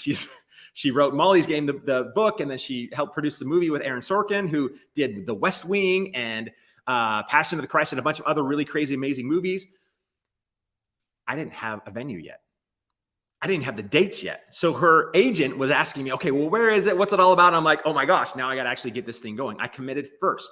And I signed the contract to pay her to speak at my event before the event was even created, because I knew I needed to lock myself into that corner. In other words, create an easier path to actually do the thing I must do and a harder path to do to not do the thing that I must do. That's the power of commit first. But I'm going to give you, I know, five quick things that will help you commit to the thing that you must do. You guys want that? You guys want to hear what the 5 C's of commitment are? You want to hear about that? Al says, I want a copy of Commit First, Eric. Done. Al, would you message me on Instagram? My handle is right here on the screen. And send me your address and I will send you a signed book of Commit First. Not that my signature means anything, but I will do that absolutely. Who would like to know the 5 C's of commitment? It's interesting because when I was writing a book about commitment, I kept hearing people like Les Brown saying, commitment is the key. Dr. Benjamin Hardy says the key is commitment. All of these people over and over kept saying, nothing works unless you're committed. But the problem with what everyone was saying is commitment ended up being like the afterthought. So they would teach like the main thing, like, oh, you need to have clarity, you need to do this, you need to do that. Oh, by the way, none of it works if you're not committed. And I'm like, why is nobody focusing on the main thing? Why is nobody focusing on what commitment actually is? And I realized one reason. Commitment is boring. If I said, hey, at Project Uprise, we're going to talk about the power of commitment, you're going to be like, no, because that's easy. Who wants to learn about commitment? And then I started diving in. Nikki, you got it. Send me a message. You're in. So I started realizing that commitment wasn't what I thought it was. You see, most people believe that being committed is just saying that you'll do something. And the problem is we create a lot of commitments in our life, and whether or not we actually fulfill them is kind of not a big deal. Because, oh, things change, or, oh, I really shouldn't have committed in the first place. How many times have you ever told your friend, oh, I'd love to be able to go to dinner with you sometime, and you never do it? Right? Well, there was a study done about fading commitment in the United States. And you guys know commitment is fading. Like, it's unbelievable, especially in things like marriage. And do you know what the #1 reason for divorce in marriage is? I know what you're thinking. Is it cheating? No. Is it finances? No. Is it arguing? No. It was one thing. The #1 reason for divorce was marriage. Okay, I'm just trying to get a laugh out of you guys. Yes, I can promise you right now that if you never get married, you'll never get divorced. It is the proven framework to never get a divorce is to never get married. No, it was actually the lack of commitment. The lack of commitment was the #1 reason. 73% of marriages were born when they really dove into it. It wasn't the finances. It wasn't cheating. It wasn't that. It was lack of commitment, although cheating is a display of a lack of commitment, right? So when you realize that, you realize commitment isn't what you think it is. Here are the 5 C's of commitment that are absolutely key. And the first 2 are not going to surprise you. In fact, Les Brown alluded to it. Yesterday, he said, you must commit first. But then he said, Eric, there's actually one thing that I would do before committing first. And he said, I would create a vision of exactly what I want. And he's right. Because commitment only actually works when you do 2 things. #1, get absolutely clear about who you are and what you want. What do you want? And by the way, more and better are not clarity. More money, better outcomes, better audiences, better life is not a clear outcome. Saying, I want to make $2.5 million this year through this, and that, that's clarity. Saying, I want to get completely out of debt, the $138,000 or whatever your debt amount is by the end of December 31st, 2023, that's clarity. Like clarity, you must get really clear and really granular about what you're actually wanting. Do not dismiss this, because I promise you, if you don't know what you want, no road will get you there. Or put another way, maybe any road will. If you don't actually know what you want, you must get absolutely clear about what you want. Thank you, Jamie, for putting in that chat 250K. Thank you, R. Smith. Motivational Radar, by the way, love the name. Motivational Radar, very cool. Commit first. Thank you for the love in the chat. Second C is you must connect to your purpose.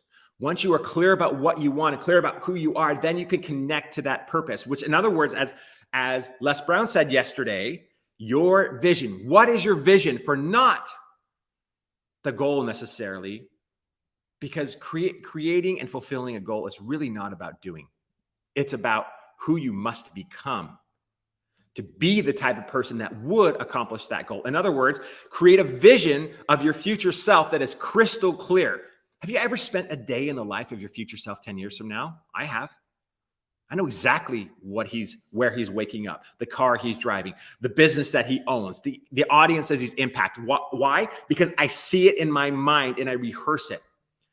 Because that future self is who I am trying to become, so that the day I die, the person I am is the person I could have become. They're the same person. That is my ultimate goal in life. And how do I do it? by waking up business owners and entrepreneurs to the potential that they have and help them rise to the potential that they have. How do I do it? Through live events, through the spoken word that creates transformation, that brings people into my world, and then I can help change their lives once they commit to a program, which is ultimately committing to themselves. That's what it's all about. But you must connect with your purpose. Number 3, commit first. In other words, as I said earlier, make an easier path to make your commitment and a harder path to break the commitment. How do you do that? Make a public declaration, sign the contract, call the person you need to call. Do something that really creates leverage on yourselves. It's the equivalent of Cortez in 1514. When he went to take the island, he instructed his general to burn the boats, because the only way they would ever leave the island, if they did that, was either die or defeat the enemy and take their boats and go home. Make it so the path to you going to your home in the future is the only way. That you make it easier to keep that commitment. That's the third C. Now, there's 2 principles, 3 really, inside of commit first that you need to know about. Number 1 is the 80-20 principle. And that's this Pareto principle, which is 80% of your results, or I should say 20% of your results come from 80% of your, sorry, I'm saying this exactly the wrong way. 80% of the things that you are doing are actually only creating 20% of your results. And 20% of the things you're doing are creating 80% of your results. In other words, you're spending a lot more time in the 80% activities that are actually not moving the needle towards the thing you must become and the things you must do. And 20% of the time in the things that you should be doing. The reality is, when you study entrepreneurs, it's more like 95-5, maybe 10. 5 or 10% of the actions you're taking are actually making a difference towards the thing you must do. 80% activities are things like meetings, are things like distractions, going on social media, doing everything you can except for the thing that you must do in order to become the person you were meant to become. In this book, 10X is easier than 10X, we call that 2X activity. 2X activity is hustle, it's activity. But the problem is I was that way for so long that I ended up doing things all day. And by the end of the day, I didn't actually get anything done. In other words, I didn't do anything that was moving the needle towards my business. You must eliminate all things that aren't directly tied to you accomplishing the thing that you must become. And how do you know that? Because number 1, when you do them, you don't want to do them. You procrastinate them. Why? Because they're not aligned with your calling. Procrastination is a gift. It's telling you that you're doing the thing that you should not do. It doesn't mean it shouldn't be done, but somebody that has a clear vision, they know the what and they know the why, will find a who for the how. You must find a who for the how, whether that be leveraging a technology, whether that be hiring an employee or a VA or whatever that might be. You've got to move away from that 80% of empty activity. Empty because it actually doesn't get you towards your goal, but it makes you feel like you do. It gives you a false sense of a reality because you're moving, but you're actually moving yet standing still at the same time. It's like you're pacing back and forth, not actually getting anywhere. When you start focusing on the 20%, the things that actually matter, the things that will actually get to the goal that you want to have, then everything changes for you. Second thing is the 99% or the 100% rule of commitment. So Dr. Clayton Christensen of Harvard taught that 100% committed is actually easier than 98% committed. And I remember this when I was a kid, when I grew up with 4 other brothers. And when I was in trouble and I did something they didn't like, inevitably it would end up in them chasing me all around the house. And I knew that if I could get to my door and slam it shut, there was no way they could get in because they'd have to break the door. And they weren't going to do that because my parents would get really upset at them. But inevitably, every single time when I didn't make it, I wasn't fast enough, and the door was 1 or 2% open, every time they were able to overpower me. They were bigger than me and swing the door wide open. And it bothered me that such a tiny detail made such a difference. Well, guess what? Being 100% committed is much easier than being 99% or less committed. Here's why. Let's say that your goal is to make it easy, is to quit sugar. Well, how often do you have to make a decision every day whether or not you're going to consume sugar? Do you have cereal in your pantry? Have you ever gone to a restaurant? Do you want a soda? Do you want a dessert? When you're 99% or less committed, you have to make a decision every day whether or not you're going to consume sugar in this case. And that leads to something called decision fatigue. You want to know why 100% committed is easier than 99% or less committed? Because you have to make the decision one time. James Clear talks about how that's tied to your actual identity. Instead of saying, I'm going to quit smoking, you say, I am not a smoker. One's an identity, one's an action. Identity is the most powerful thing that you ever have, and it is two things. It is your standards, and it is your stories. Your standards must be committing 100%. What does that mean? That means you need to uncommit to commit. There's no way you can be 100% committed to the thing that you're most called to be if you're committed to lesser goals or lesser things that aren't either going to get you there or are distractions to that goal.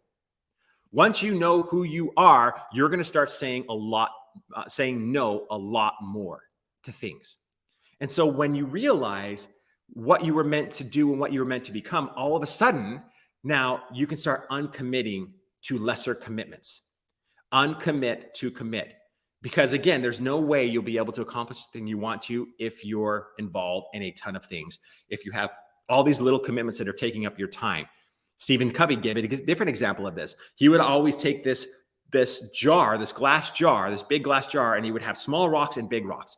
When you pour all the little small rocks first into the jar, and then you put the big rocks on top, guess what happens? They never fit. When you reverse that, you take the big rocks, you put them inside of the jar, and then you put the small rocks on top of them, they always fit. And he said, put first things first.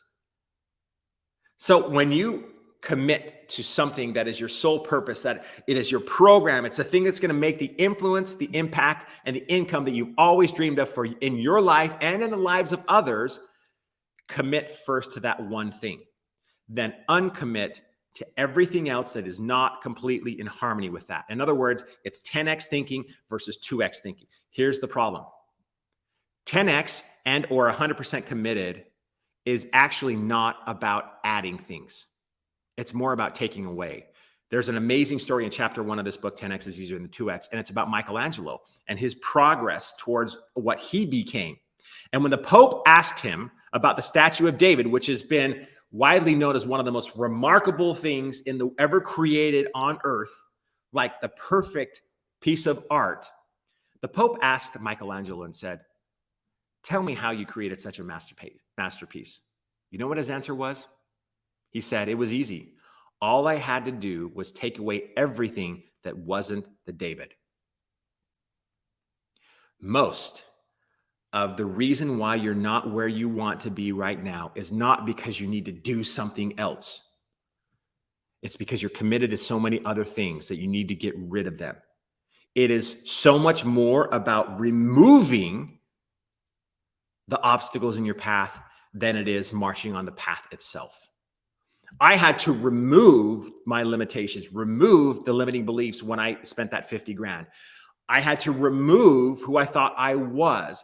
I had to remove the things that were holding me back from becoming the person I was meant to become. And then, and only then, when I uncommitted to the things that I shouldn't have committed to, and I committed to the one thing that would make the difference and removed everything else, guess what? My entire life changed. So now I know who I am. I am here, as I mentioned earlier, to help create transformation, and my vehicle is live events. That's how I can get to 100K days. Now, here is the great news about all of this. I know that in a 3-day event, you're going to get so many gold nuggets. We're talking a lot of mindset. We're talking practical applications of mindset as well. But I also know that after every event, Monday comes. And you're sitting there going, what an incredible event. It was absolutely insane. It was amazing. And then you're sitting there thinking, well, it was great. But now I'm going to get pulled back into my normal life. The old self will pull you immediately back. And then 2 months later, you thought, remember that event I had a couple of months ago where I had some really good ideas? What were those ideas? I should have implemented those because my life would have probably changed by now.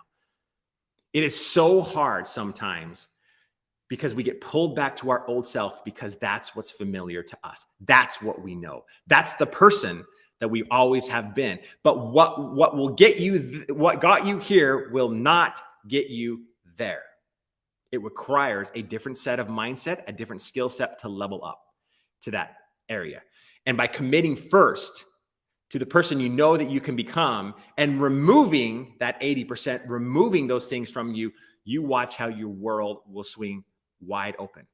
It's very simple to understand, but it is very, very difficult to implement.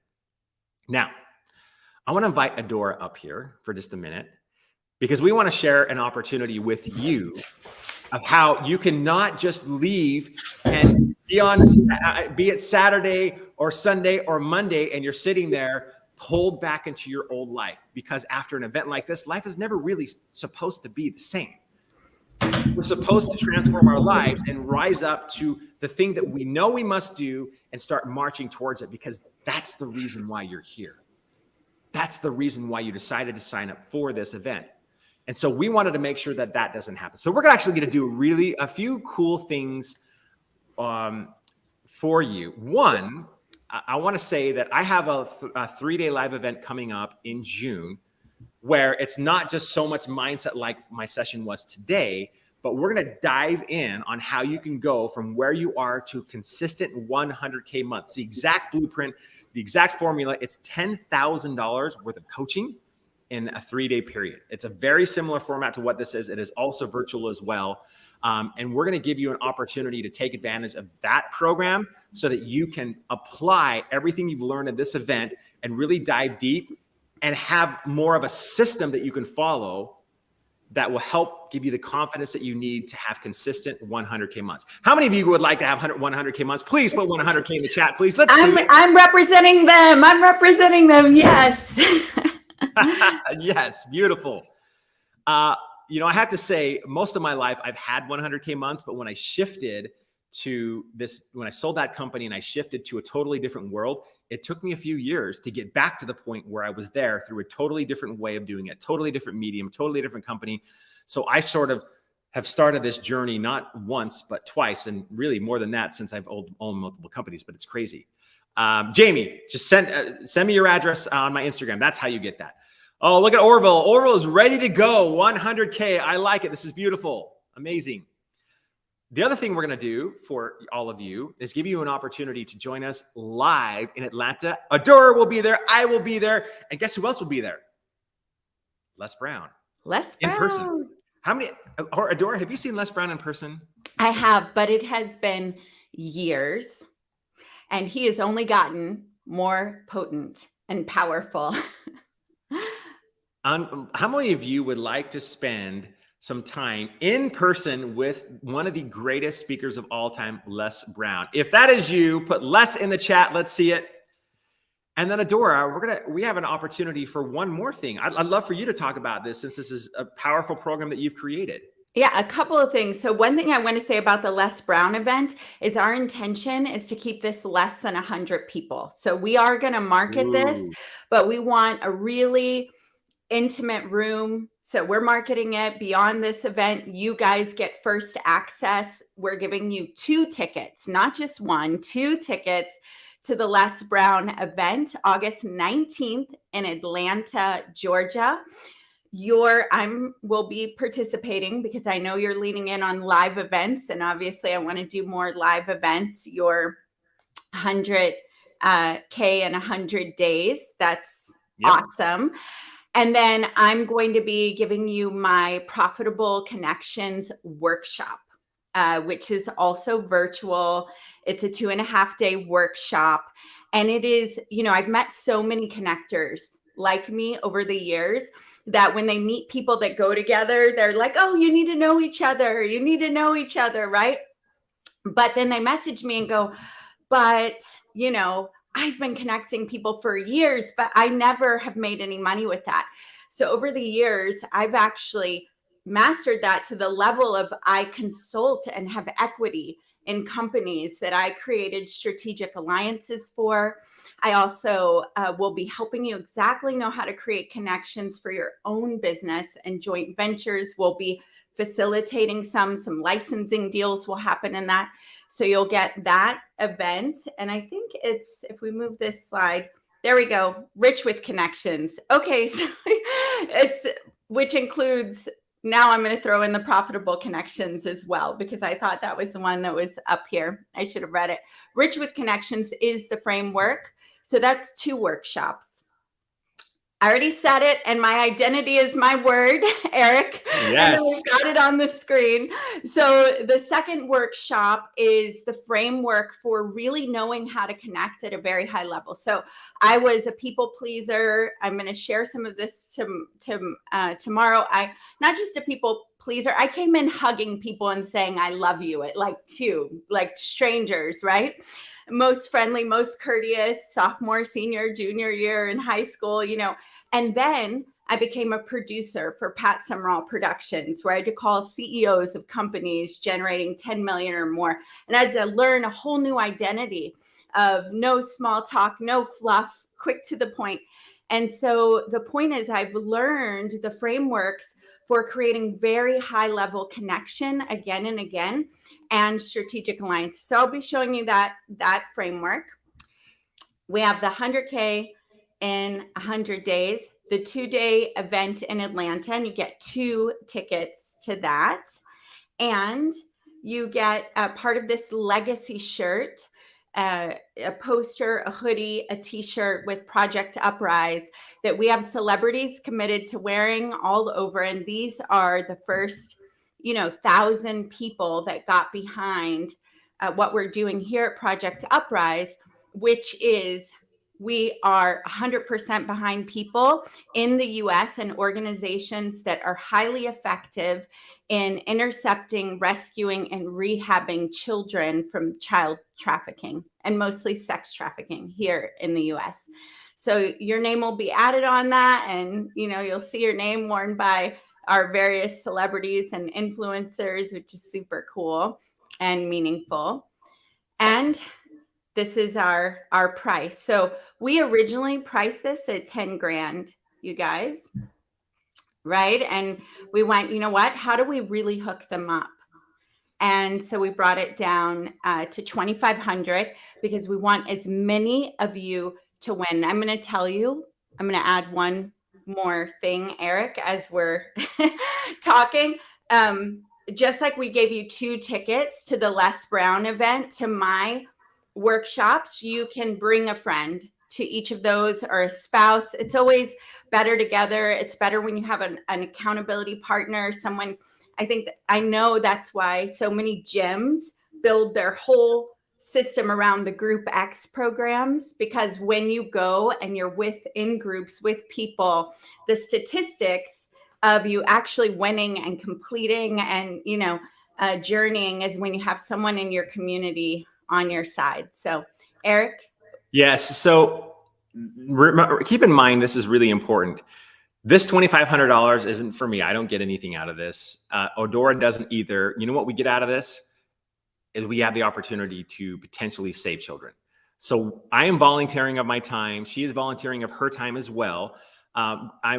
So this is really powerful. And again, you're talking about $20,000+ worth of coaching and mentoring to be able to essentially help kids for a 1/10 of the price. Yeah. And my event alone will help give you the frameworks and teach you how to have 100K months in 100 days.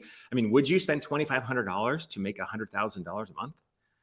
Yeah, insane. Now, when I spent that $50,000 on that coach, I was nervous about it, but I'm like, how in the world can I 10x or 20x my investment in this? Because that's really the goal. And 2 weeks later, I did it.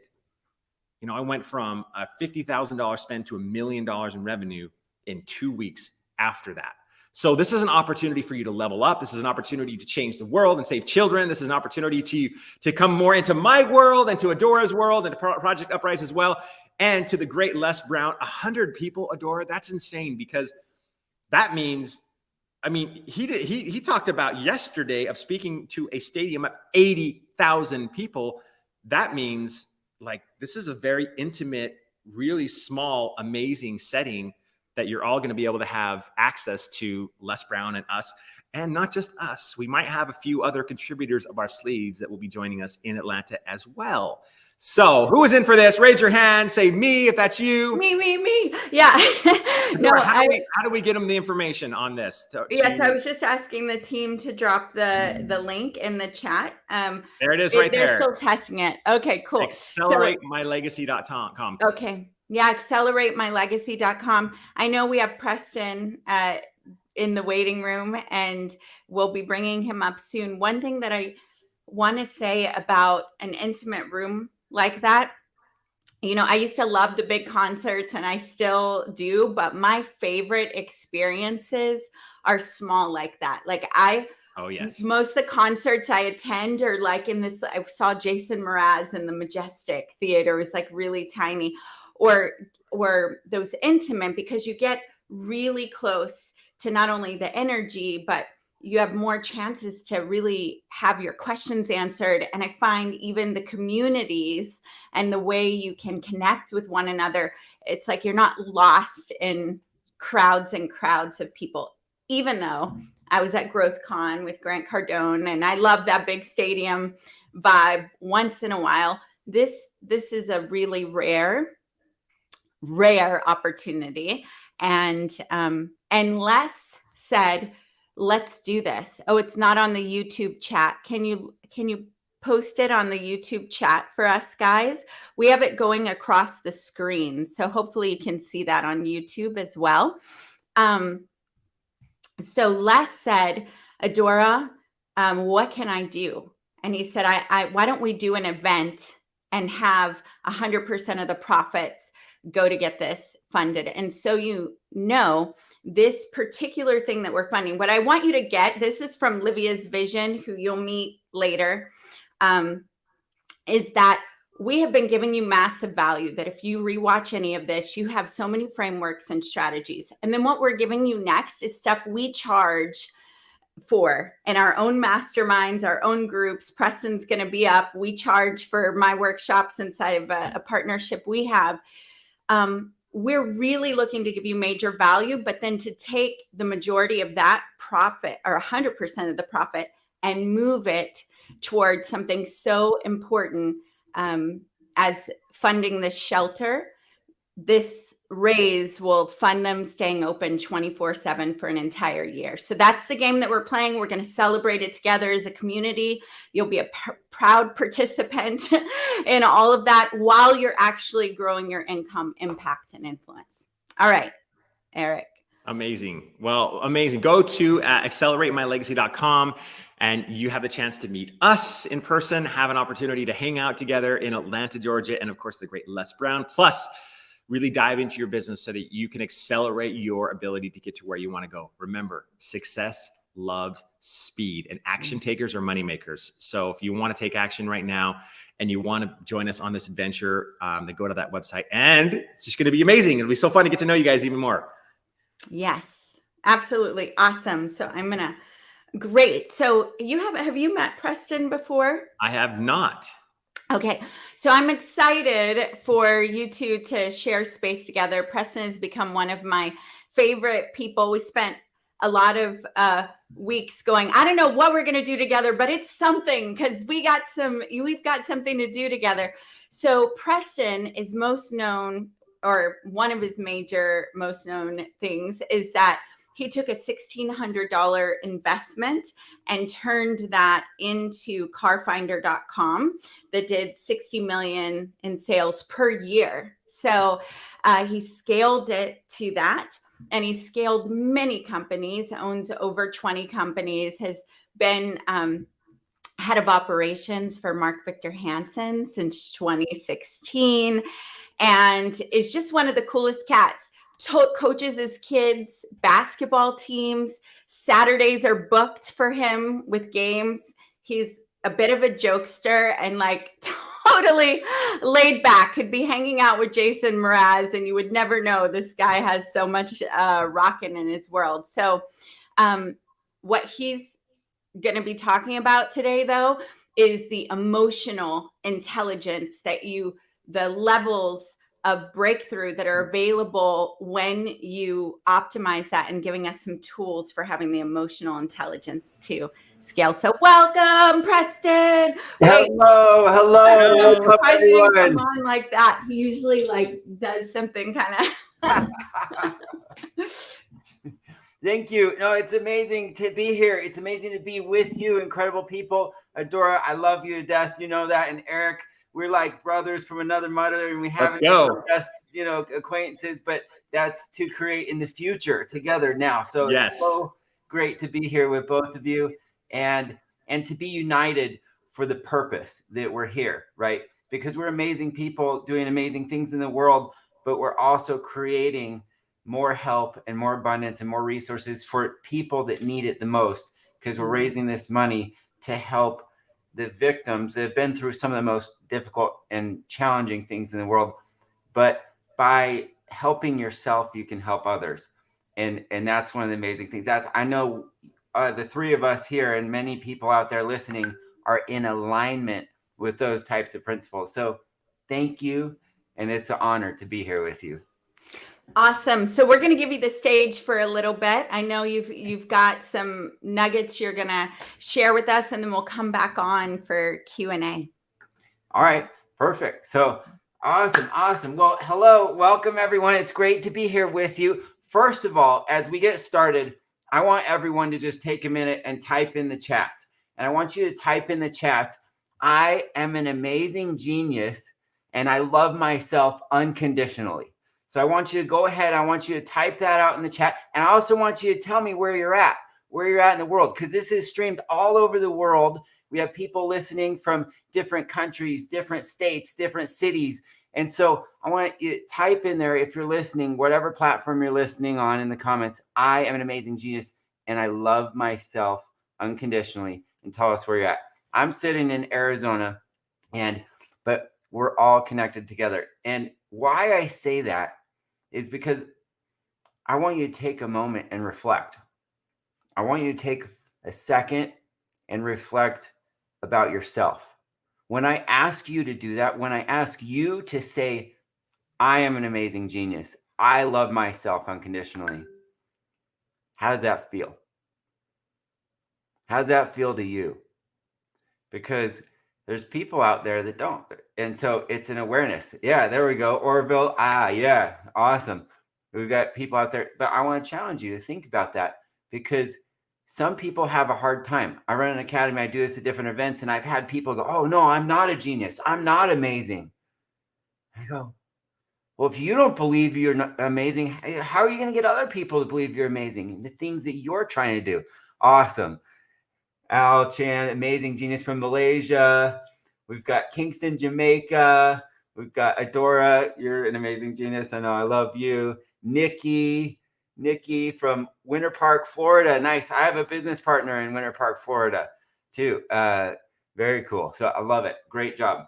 But you are all amazing geniuses in your life, or you're whatever you think you are. So think about that. Because we're actually all programmed to deal with life. We're all programmed to deal with life in a very specific way. It's so unique to you. It's individual as your own fingerprint. The way that you view life, your perspective that you created that got you here today is different from everyone else. But it makes you.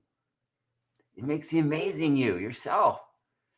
And so this differentiator between everyone has created us to show up in the world a little bit differently. And so I want to ask yourself personally, and I'm going to ask everyone out there, who has been late to something because of a red light? So you had a meeting, you're going to go out with friends, you're going to go to lunch, whatever you're doing, but who has been late to something because of a red light? Now, probably a lot of you said yes, or had these different scenarios. So I'm going to challenge you. If you said you've been late something because of a red light, you've lost control of your life. Now you're going, oh, okay, you just set me up, Preston. That wasn't really fair. Well, it's good news. We can start to fix it. We can start to fix it today. Because why do I say you lost control of your life? Because in this scenario, if you're saying that you're late because of red light, that light is controlling your life. Now, this is a small example to prove a big point that we're going to get into more. I'm going to give you 3 steps today that'll change your life. It'll literally change how you live and how you think if you implement these things. So if the light is controlling your life, why you're losing control of your life is because you didn't accept responsibility for managing your time. You didn't accept the power back in your life. I call this a loss of power. I build powerful people because I want you to control every aspect of your life. See, without this understanding of control, without this understanding, you will be a victim to red lights the rest of your life. Now think about that. Why do I say that? Because if you're late because of a red light, you don't have the ability to change that. And that light's going to change you. But if you take back the responsibility, if you plan, if you become responsible. So responsibility, people don't want to take on responsibility because they feel wrong, because they feel like they've been off, right? They feel like, oh no, I don't want to be wrong. I want to be right. It's the red light's fault. But if you take that back in your life in every aspect, then what does it do? Well, red lights can't make me late anymore. I plan ahead and adjust for the red lights of my life, because lack of planning made red lights become an obstacle in my life. And that will never happen again. So the first step in life is to recognize.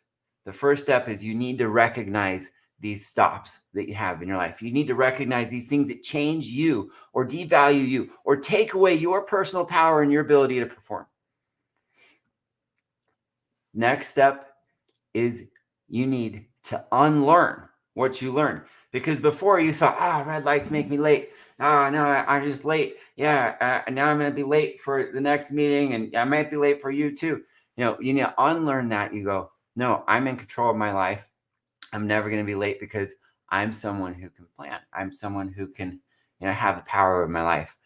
And we just learned that what you were living in before was a limited perspective, right? This isn't something that people think about all the time. This isn't like, this is a simple example, right? But this is showing up in everywhere in your life. So you've been living in a limited perspective, and now I'm going to make new choices. I'm going to realize that I have the power over lights if I plan ahead. So that is the unlearning, to go, okay, lights don't control me anymore. See, there are things that are happening in your life right now, every single day, that you can't see. When I stepped up on stage, you started thinking things about me. You're like, who's this guy? He's got spiky hair. He's got glasses. He's got a shirt that says joy. Why is he wearing that? Who is he? Why should I listen to him? Is what he's saying true? Is what he's saying wrong? I don't know. And you've got these things, these stories, and it's your subconscious thought. Your subconscious thought, I like to paint a picture. It's like a ship. It's like a ship, and we're all getting on this ship. Our body is kind of the ship, and we're going to try and go somewhere, right? Well, our subconscious thought is like the crew, and your conscious thought's like the captain. The captain's seeing things that's happening. They go, I see a guy, spiky hair. He's talking really loud. He talks fast. He looks excited. Who is he? I'm going to make decisions. The captain's calling out decisions. But the subconscious thought is the machinery. It's the thing that makes the engine work. It keeps this ship on track. It's the people that are plotting the course to go where you're going. They're untying the tethers off the dock so you can leave, while the captain's observing the situations that are happening in the world. And what happens is you have this subconscious thought that are controlling and directing your life. They're directing to where your ship shows up. They're directing to how you perform in the world and where you go. And it's your subconscious thought. And so the third step to recreate your life, to recreate your understanding of the world, your relationship to all this stuff, is to relearn. So we recognize, we unlearn, now we relearn. Now we relearn, we reprogram the new thought. So we can do these different things to create our thought in our life. The messages and your thoughts that you tell yourself create who you are. They create how you experience life. And you need to change them to change your thoughts. So what I want you to do is to recognize and to unlearn. But the third step is to relearn. So close your eyes, and I want you to imagine yourself from a new perspective. Now we're talking about the stoplights, but take a moment right now to just step out of our stoplight example and create whatever it is that you want to create in your life. Whatever it is that you're trying to do. The best version of yourself. And the best version of yourself without your old limited perspective. So I want you to break the chains that are holding you back. I want you to untie from the dock so you can let your ship go. But I want you to imagine the best life possible. And when you imagine yourself as that person, you close your eyes and you visualize yourself, you see it, you experience it. And like when we started this out, I said, type in the chat or say it out loud. I am an amazing genius. And I love myself unconditionally. How's that feel? How's that feel inside you? The same feeling that you imagine your most amazing life. You need to feel that. You need to feel what it feels like to be that. And by doing that, you reprogram yourself. You reset your life up for amazing. And by doing this, you're teaching your crew how to run your ship more efficiently. And your crew will help you to get to the destination that you want to go. They'll get to the things you want to do. We're here today. We're listening to this event because we're trying to learn tools to up our life, to get to the next level, to wherever it is you want to be. But the reason why this is the passion that I speak about, I own 21 companies right now. But this is what I speak about because I would be nothing if I didn't believe in myself. And the human experience is the same. It's the same with everyone. We all go through the same challenges. That's why Doris said I talk about emotional intelligence. What emotional intelligence to me is the human experience. It's human experience because everyone's focused on money, race, gender, politics, religion, physical location, different things like that. And those are the things that divide us. But when you look at humanity, when you look at people, the human experience is the exact same. We all experience love. We all experience happiness. We all experience joy. We all experience fear, sadness. So what matters? What matters in life if you want to be successful is your connection to the things that you do, your connection to the people that you communicate with, your connection to how you show up in life. And if you can master how you feel, and you can use these steps I gave you, these 3 steps I gave you today to master these feelings in your life, you can do anything. Preston, this is amazing, the steps that you gave, and I want to ground this in even a little bit more because, I forget which show I was watching and someone in the chat may know, but it's about like this high-powered, guy that's on top of the world, and you see him like ecstatic dancing to his headphones and talking to himself in the mirror and doing all these like things that from the outside, some people go, well, you own 20 companies. Of course, you can be like, it's all love, it's all emotional intelligence, it's all mindset. But I know that in your life, you shared it with me, and I'd like for you to share it with our audience, that when you started with that $1,600 investment, and then there was a stopping point where you really started diving in on this, and that is when your actual business expanded. And I think this story is important because, again, it could be easy to look like, oh, when you have it all, it's so easy to be like, ooh la la, life is good, just love each other. But it was the actual breakthrough into your massive success. So will you share that? Yeah. So what I think you're speaking of is basically one of the biggest challenges that I had in business. One of my biggest setbacks in business. I was running a rocking company. I was a car dealership. I, expanded into 2 locations. I had just got named #1 independent car buyer in the Intermountain West. I employed my family, my community, and all of a sudden I had this situation happen. A company got acquired. And basically the short story is, they took away my financing for what had happened, but it messed up my business. It messed up my company. And I felt like I was a failure. I felt like I was a failure so much because I put my passion in this project. I put my life behind this work. I had, 10 years or something, 15 years invested in that business at the time. And it was failing. And so I felt like I was a failure. I was depressed. I was sad. I was beating myself up, self-defeating, but I did not love myself. I could never have believed in myself in typing that in the chat at the time. But I realized one of the biggest things I was wrong in. I was completely wrong. I realized that the business had failed, that I was dealt with a challenge. Human experience is full of challenges. And it's what we do with those challenges that make us who we are, that make us where we end up, and make us give the ability, able to do things in life. And I realized, I reframed my perspective. I realized I was wrong. I realized I was actually an amazing creator. I was someone who could take a $1,600 car and turn it into a company that was massive. And so and I had people that loved me, that worked for me, and they would work for me for free just because they loved working for me so much. But I did that, and I realized my personal power, my personal ability, and my personal strength.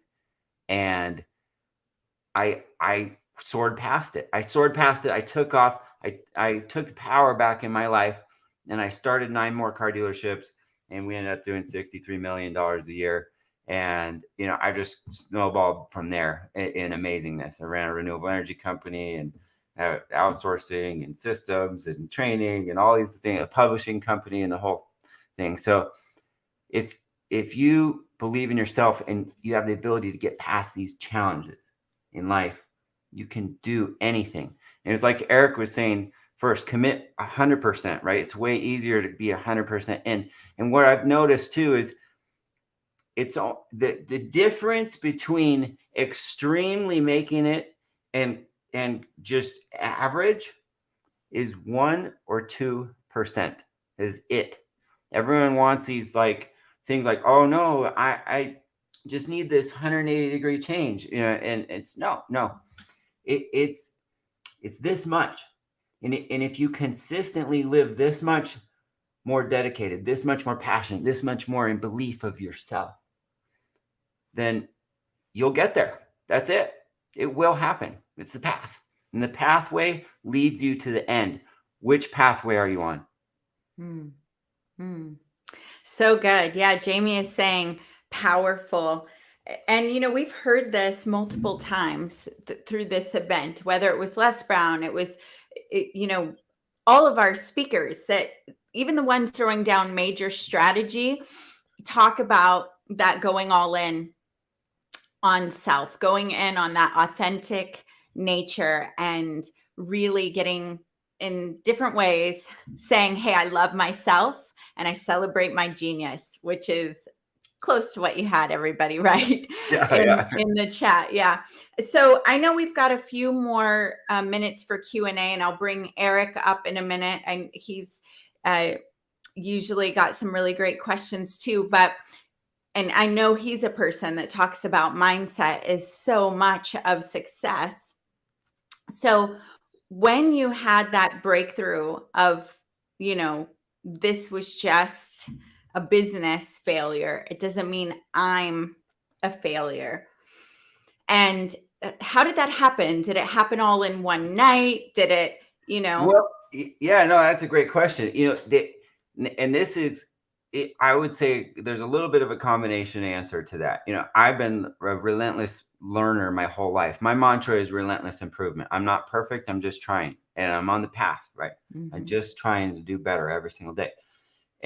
But I had learned all these amazing people and thought leaders. I went to a Tony Robbins seminar when I was 16. I walked across the coals in Atlanta, and did that. But I've read all the books and things. I've consumed it all, but there's a missing piece, and when I had that missing piece, that one little moment in life, it's called a paradigm shift.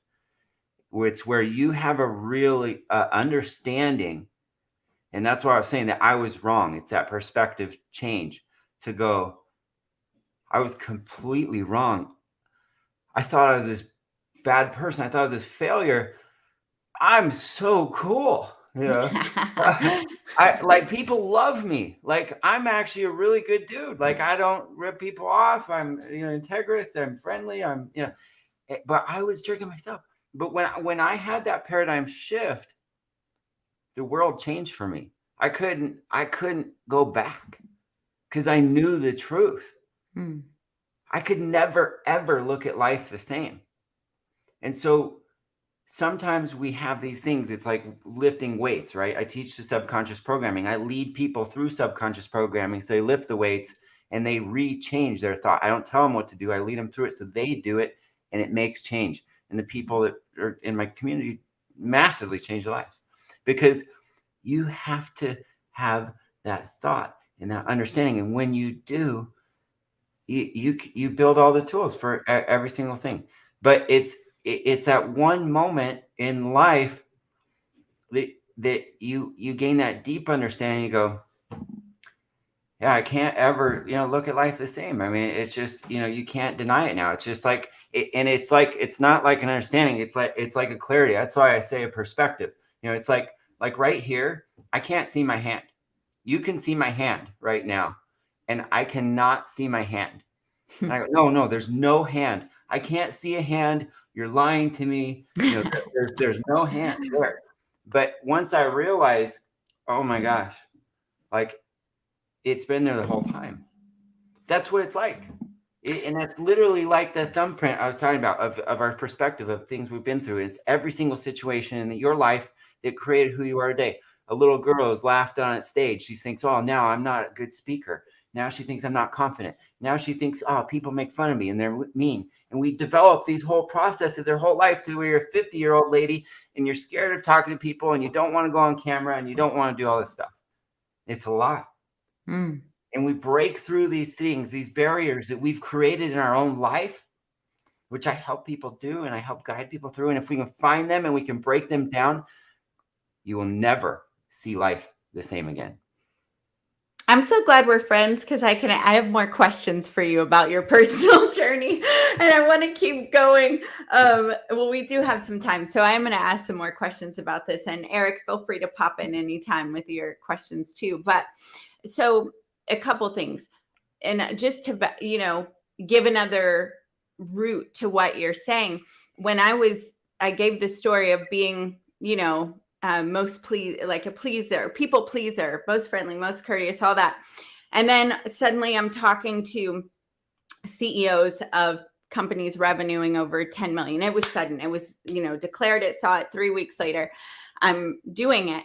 And I started to get really, really good. I became a top producer at that company. And there was a moment where one of the CEOs made his way through, like, once a show was going to be produced on the Discovery Channel, I was a producer. It got moved to the executive producers. There was no more contact with the producer.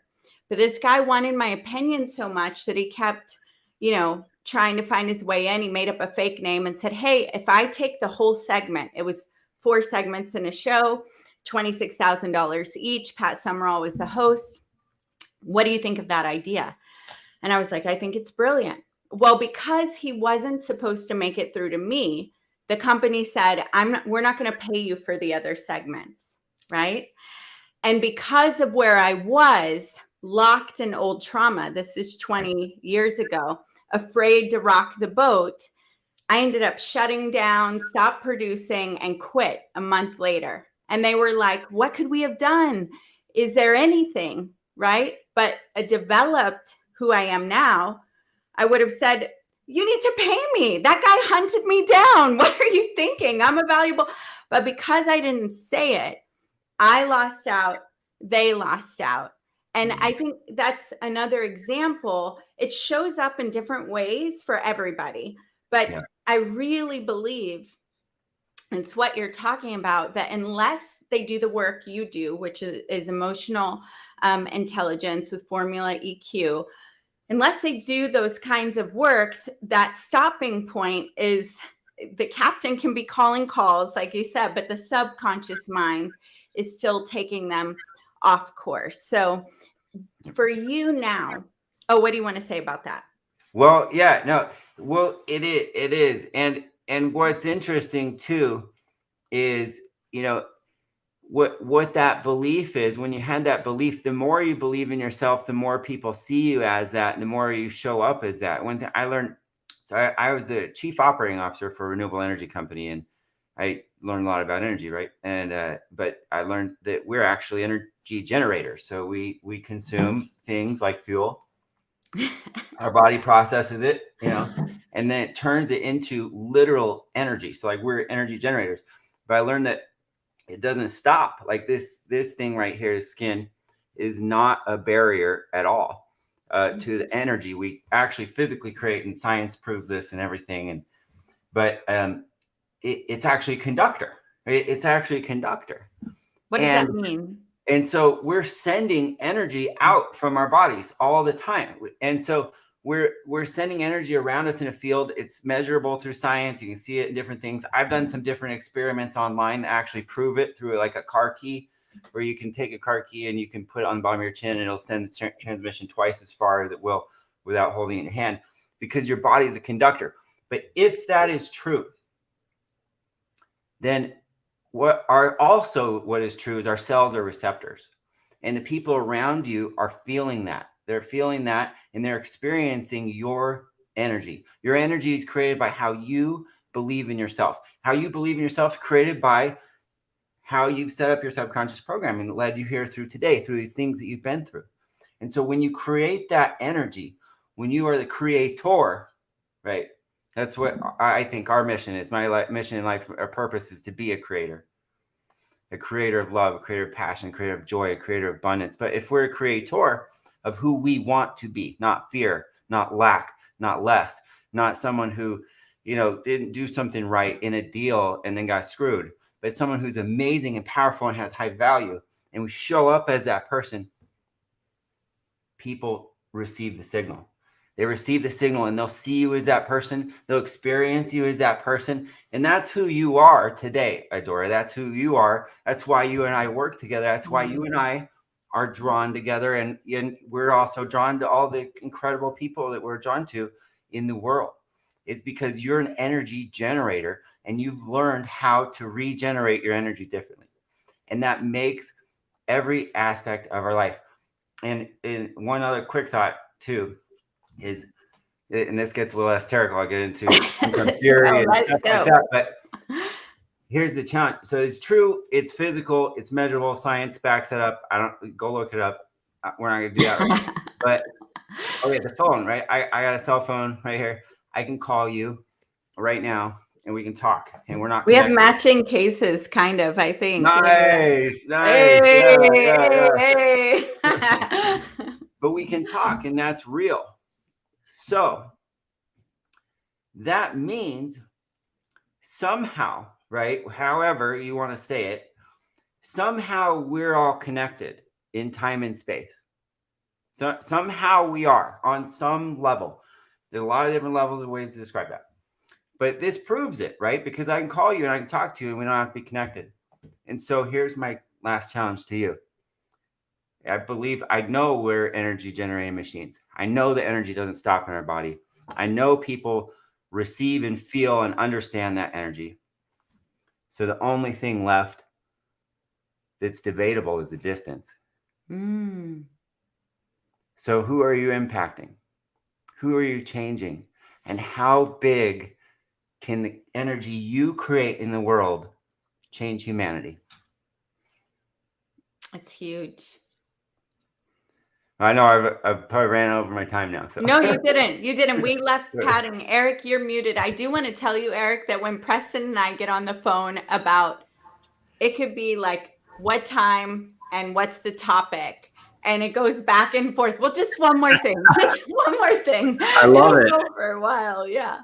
I love it. And Preston, we are brothers. I just was stalking you, of course. And I was a little bit in the automotive world as an automotive agency starting off in Utah. I think you're in Utah, right?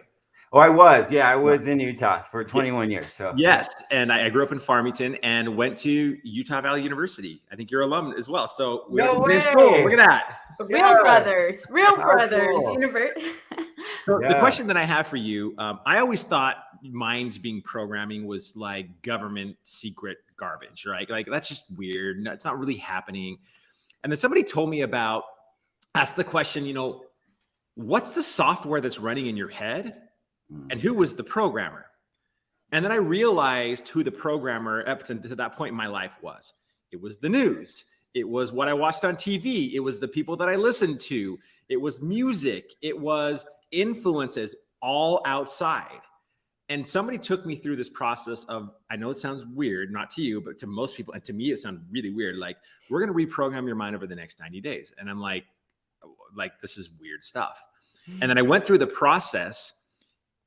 It's unbelievable. Now, I don't know what your process is. I know what I went through, but it was a process of me being the actual voice of my own mind and actually telling myself the truth of myself versus the lies that I told myself for so many years that were actually limiting beliefs. Right. And I remember after 35 or 2 or 3 weeks in, I'm like, this is whatever, this is dumb. And then I kept going. And all of a sudden, my whole way of looking at things, my whole way of thinking, my confidence, everything started to change. And it was unbelievable. And I'm no guru at this, but I have taken some of my clients through it. Same thing, same result. It's like unbelievable. So I would love to know, like, what is that process like for you? You don't have to give away all the like secrets or gold, but I would love to know a little bit deeper about how to, you know, how we can start that process, at least of reprogramming our minds to who we truly are, not who somebody else influenced us to be. Yeah. Well, I love that example you gave. I mean, that's a perfect example. And that's the way probably 98% of people live, right? Realistically. Their whole life. Yeah, maybe more. And the typical thing, right, is, you know, they wake up, right, in the morning, and then what do? You go, oh, my alarm, right? Oh, here. Okay. Yeah. And then they go, okay, what's happening? They get the news, they get the social media, and then they live what's called a life of response. It's passive consumption versus active consumption. That's the difference I call it. And that's one tool that people can use, where first things first, you don't want to wake up and consume news. I don't even have the news in my house because it's just all negative crap. And in 5 minutes, it's the same loop over and over and over again. And so I'll get information from different pieces, but I don't even have cable. But people, then they go on social media and then it's life by algorithm, you know, so whatever you algorithm. Like picked, you know, you're just fed random crap, or maybe it's good. Like there's some good stuff out there, but you are a victim to whatever that algorithm or that media channel feeds you. So that's passive consumption. And there's active consumption. Active consumption is finding people you align with, finding goals that you want to achieve, and consuming things that support your mind or support your goals. And so what I teach people as a basic step is the very first part of your day is so important. It sets you up for the rest of your day. And so I think everyone should have a morning routine. A lot of people teach morning routines. Every successful person I know has a morning routine, basically. And so, you know, but part of that is living an active life of active consumption. And even further, I choose meditation, which is creating your thought, which is creating a space where you can actually think. And a lot of things like you went through, Eric, are like, is, you know, leading that new thought, right?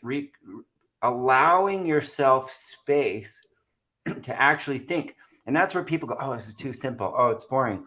Oh yeah, I'm telling myself I'm good, or whatever. And this is crap. This is woo-woo. But what's happening is you're lifting the muscle, right? It's just like lifting a muscle. And when you look at the brain, when you look at neuroscience, your brain actually fires an electronic impulse. And it has a neuron fires and it creates a dendrite. And that dendrite grows and it becomes stronger and it creates an electrochemical pathway that connects to other neurons in your body.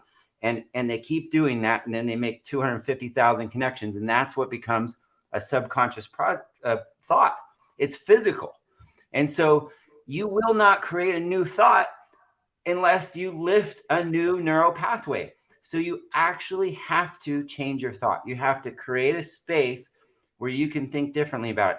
Some people need help. Some people can do it on their own. You can do it faster with help because, like I was saying, sometimes you can't see everything. I can only see, right here. So there's about like thirds or whatever, or 3/5 of this room that I can't see right now. And the same things in your life. And that's why we need amazing coaches, amazing partners, amazing teammates, amazing people around us that do things that we don't do so that they can be that mirror to show us what we can't see. And then we create a space where we can create our own thoughts and we can literally recreate how we live, how we show up, and how we experience life every single day. Amazing. Thank you. That was awesome. Yeah, absolutely. No, it's a great question. Here's what I want to know, and both of you, because I know we've got you over time, Preston, and we're going in 20 minutes, but I want to hear from each of you, which, by the way, notice the mic. This was coached and brought to you by Preston, the placement of the mic, and you can see it right now, right? Well, just on that too, I got to tell you, because I live this. I'm not a talker. I freaking eat, breathe, and sleep it every single day. And I even train my microphone. And so my microphone, I try to train it on what it's supposed to create in the world. So it says love, abundance, peace, joy, happiness, success, wealth, because, that's what I'm trying to create in the world. So just a little mic info. Well, and I know we want to probably give this offer and give what's happening tomorrow, but here's what I want to know from both of you. You both have been in deep transformational work as I have for years. I've been at this since I was 18. I'm about to be 45 in June. And my average is 4 hours a day of like input for all those years, right? And I know you all are very immersive as well. So after a while, though, the brain can get comfortable with what it thinks it knows, and it knows all the things it doesn't know. And there's still things out here, right? And for me, at times, it's felt like it's even harder because I have a very sophisticated identity that's like, oh yeah, I'm so transformed and I know all these things and all these, right? And so for me, I know what I do to shake it up and be, but it's more sometimes it's more challenging when I'd love to know, have you guys experienced that, and what's your method for knowing what you don't know right now so you can have those next level breakthroughs? Yeah, so I mean, my method, like I say, my mantra is relentless improvement. And one of the other things too, you brought something up that I love is more trending now.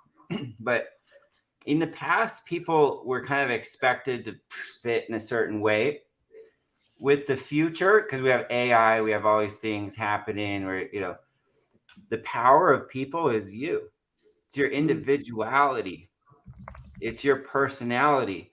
And never has it been more accepted in the past than for people to show up as the authentic you, because that's what people are craving now that everything's structured. If we had all the information in the world in the click of a button, what matters in the future with AI, right? And what matters in the future is human connection, human authenticity. So I try really hard to be my authentic self and never let anything get in the way. And I try to study. I'm a relentless studier, and I study and I study and I study. I surround myself with amazing people. I learn from amazing people. I read books like all the time, maybe like 5 books a month. on audio because I don't actually sit down on the go. But, you know, and I read, I learned from a guy named Jim. Oh, he said he did the book, the movie, The Ultimate Gift. He's blind.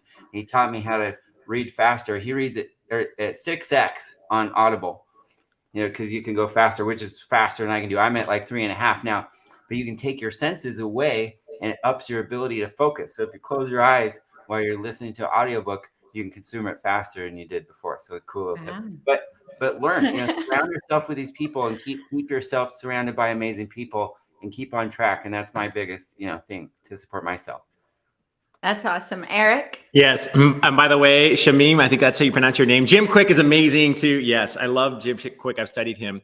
You know, this is coming from the guy that hated to learn. Again, 15 years of never attending a conference, never reading a book. And then, of course, my life got so horrible that I finally had to reach somewhere. And I told that story earlier. But as Tony Robbins always says, progress equals happiness. He also has another thing he calls CANI, which is constant and never-ending improvement. I found that for me, the answer to that question is you need to focus on that one thing, that big leap, that big, bold move that you know you must take. But there gets to a point where you take that move and all of a sudden you move into a very uncomfortable space that ultimately over time will become comfortable again. And then it's like, okay, when you're in that area, what's the next big, bold move? I'll give you an example of this. When I told the story about me launching that first program, that was a very uncomfortable, big, bold move. Well, now I've been there for a few years and that program, by the way, is still going. However, I'm like, what's the next bold move? Write the book. I wrote the book. It was scary. I hated the process. I didn't want to do it. I did it. I launched it. I kept that commitment. The next bold move. Then, hey, I need to go from doing virtual events to live events. That was a huge, bold move that was very expensive, by the way.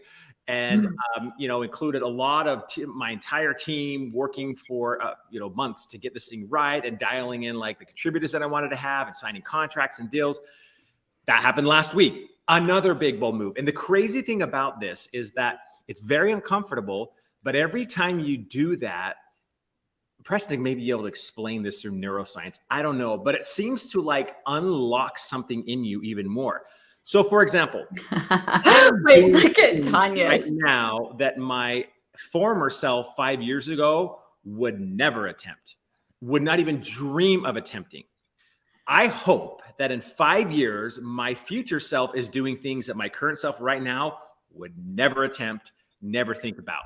The problem is when you become average, and Preston's right, 98% of the people just are reactive to the programming that they have, the external factors that are involved in their life, and they never get beyond that. They don't realize that there's this treasure outside of them because they've never experienced it. They don't even know it exists until you actually step a few feet into the darkness and it's all of a sudden it's there. You're like, what in the world? Where did this come from? And so for that, when you think about that step and that bold move, well, guess what? Like until you actually take that leap, you'll never be able to unlock your next self, your next best self. And then you just keep in that pattern over and over again. One last thing. If you stay average, and you're welcome to do it. If you want to live an average life, that's okay. If you want to, you know, work the 9 to 5, go home and watch Netflix, maybe spend a little bit of time with your children, which is, you know, or give them devices. Like if you want to be average, that's totally fine. That's entirely up to you. I don't want average. I want extraordinary. And I found that average does two things. Number one, it keeps you from extraordinary. But more importantly, I believe that average, when life is good, as it said, good is the enemy to great, right? It keeps you from your true self. It keeps you from the calling that you have, not necessarily a spiritual calling, like your purpose. It keeps you from who you really are, because what incentive is there for you to become the person you were born to become when life is good? And fortunately for me, I could have stayed in that life forever because the paychecks coming in, the business was growing, my business in Utah, my ad agency was flourishing. It was great. But guess what? I didn't realize that I was stuck. And until I had enough pain in my life, until I hit rock bottom, that it finally forced me to discover this new world that I'm now living every day in. So maybe that was a little bit of a long-winded answer, Adora, but that's... No, I love it. I love the puke emoji that Tanja brought up, that she was like, yes, Tanja does not want average. Yes. The bold move. because what came up for me is a couple months ago, I was with some of my business mentors that taught me the event model that I know, Shanda, for virtual, Shanda Sumter and Ash. And so I was talking to them about the relationship dynamics in a high-powered business household, because they work together. She has an alpha guy. She's an alpha woman, right? I have an alpha guy. So we're talking about navigating that. And there was a moment where I said, he's like very Italian-ish. He's from Nicaragua. But I was like if Andy Frisella is yelling, he starts yelling within minutes, and they're both like really loud. And I know it's not personal. And he was like, Adora, you don't feel comfortable when he's yelling next to Andy Frisella. And I was like, yes, but I was just saying, I know it's not personal. He goes, no, you don't feel comfortable. You don't feel safe. And I was like, what? No, wait a minute. I do. And then I realized, okay, this is one of my coaches. I asked him, right? What if I were like, take a moment, be vulnerable, be coachable? And I was like, you really? You think so? And he was like, and people were around going, yeah, you just said it, by the way. And I'm like, what? It's like what Preston said, the hands there. I was like, what? That's not possible. And then he said, if you felt safe, you wouldn't have to explain every time that it's not personal. It wouldn't even be a thing, but you're having to tell it to yourself. You're having to tell. And then I was like, well, what do I do with that? And he was like, nothing. And I couldn't even control the tears. I was like, but I don't want to do nothing with that. And he was like, and I had this conversation with my guy, like, you know what? I take this personal. It has nothing to do with you. It's something to do with me. I've been judging you about it. And we had this breakthrough moment. Adora, I didn't realize. I'll work on my tones when I'm talking to you about things. And I was like, no, I don't need you to fix it. But it ended up actually bringing us closer and making our lives the past hour. It was a big aha that I 100%. I thought I was so smart for figuring out, it's like he's a disruptor. He's, he's like an Italian and I'm a diffuser, which is still true. But there was another layer that opened up intimacy with self, intimacy with him. So my thing was about being coachable and getting vulnerable and in environments, and then take the coaching, right? Mm-hmm. But what you each said was so powerful. We're all aligned on the never-ending improvement. Tony Robbins got me there. It was the second ever audio program I listened to in a boarded up home with no electricity, right? I was listening to it on a Walkman. And he sold me on that. And I thank God every day that I was a receiver of that message. But then the next part is what you said, Eric, about when you make the move. When you make the move, there's whatever's there is about to come up, right? Whatever you don't know, how you respond in the unknown. When you make the bold move, you have the opportunity to shift the narrative, to face, you're actually in the game then, the extraordinary game. So I love that so much. Yeah. One thing too, to Eric's comment about making the move, that's the reason why the law of attraction is real. It's the reason why the secret is real. Because once you make that move, then you start to see things you didn't see, and you start to understand people that you didn't understand, because you're looking for that thing, and you have an awareness. I had a guy that works for me as a copywriter. He lives in Croatia, and I have teams all over the world because there's no borders anymore. We're online, right? Why not? My employees, my clients are around the whole world. So he's there, and he's like, I went down, and we were talking about pickleball. The other day, I was like, whatever. We talked about pickleball. He's like, I don't know anything about it. He's like, I went down to the bank, and he's like, I found a pickleball court right by the bank I go to all the time. And he's like, I didn't realize it was even around me. But it's because he had no awareness, right? And you change your awareness. And what Eric's talking about is when you pick it, when you make that decision, I am going to be this, I'm going for this, I have a clear path, my pathway is in front of me. You have an awareness, and that awareness is what creates the law of attraction in the world, because you can see it. And because also the flip side, what I was telling about earlier, people see you as someone that's going for it.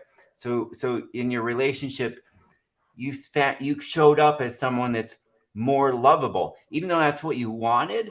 You didn't realize you're stopping it in your own life. And so we have these things, but when we get in alignment with our goal, we become that, and we see that, and we attract it, and then it happens. That's really it. It's powerful. Yes, Eric. Well, I was just say thank you, Shameen, for calling us old, because we all play pickleball, I think. And so we must be in that old category again. You know, it's funny because pickleball used to be a thing for old people, meaning retirees. My teenagers play it. My kids play. It's a phenomenon that's all over the country now. It's actually really fun. And sorry, tennis. I know. I was going to say, one of my friends who play tennis, I'm like, how do you feel about pickleball? It's on their face. Yeah, sorry. Pickleball probably is at least bigger than tennis in terms of, normal average people. So yeah. Yes. Okay. So Preston, thank you so much. I know that we have a gift that we're going to be giving all of our attendees. Everybody who registered, you're going to get a link at the end of this event that gives you all the gifts. And I know they get a gift of coming to one of your Formula EQ meetings. And so you'll be able to register. Yeah. You'll get that link. You can pick a date. You can come join us every Friday. My partner's in London, and he leads, if we do meditations or breathing exercises, he leads that. He's got the cool accent. And it's a little bit like this. Yeah. Yeah. Okay. Close your eyes and He does it great. But it's a supporting amazing community, that can help transformation. So yeah, we're doing that as part of this to help people, right? That's all this is about. It's just everyone coming together.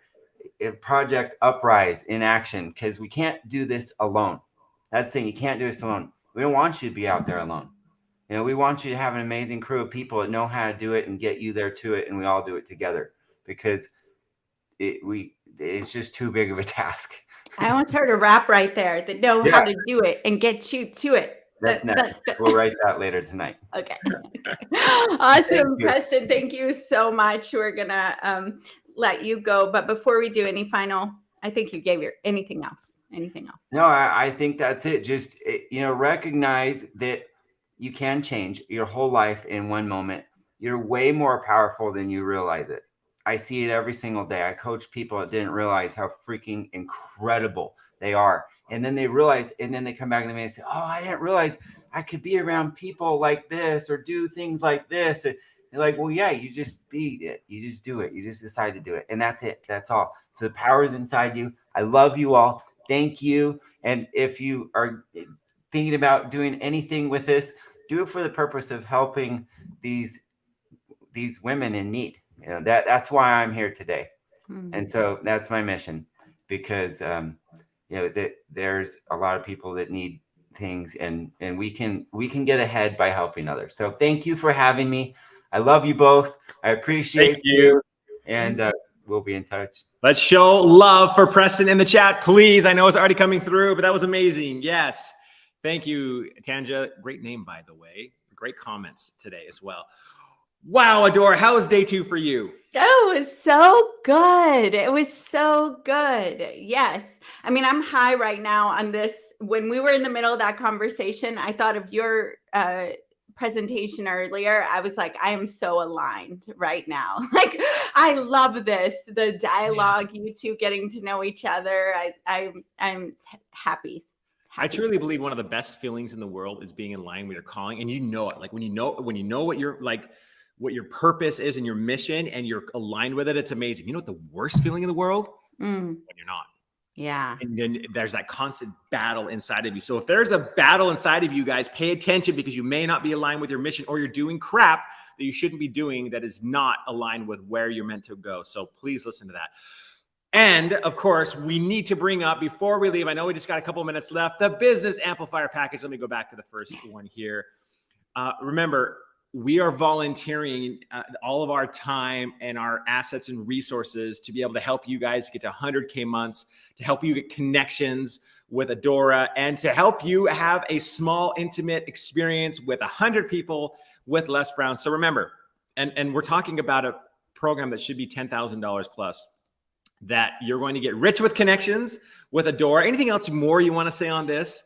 Yeah, I do. I mean, right now, what we're doing is a collaboration of connections. I mean, we're going to have Hoist Gracie tomorrow. We started with Les Brown. We have Eric. Because of you, we had Marley and all these amazing different speakers that we have access to. And this is evidence of what happens in collaboration.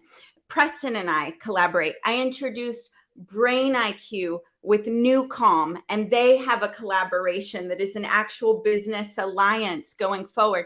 So, you know, Michael Jordan and Nike Air, if you've seen the movie, super inspiring. Starbucks and Spotify. Right now, every new Starbucks employee gets a Spotify account. Well, that's marketing Spotify to me. And it's marketing, it's good for Starbucks. So this is one of those ways. AI in the future, Preston talked about you and who you are connected to your authentic self, knowing how to connect fully when you're in an environment and knowing which strategic connections will really help you make quantum leaps. It's one of those, you know, secrets, one of those unfair advantages. So you're going to get 2 tickets to that. It's a virtual two and a half day workshop. Oh, and yes. Oh, by the way, I just have to say, think about connections. I had a connection that I met just a couple of years ago who I became a friend. He and I and a couple other people flew to Wise, Virginia, which is where for one weekend to visit the Napoleon Hill Foundation, which is where I met Adora.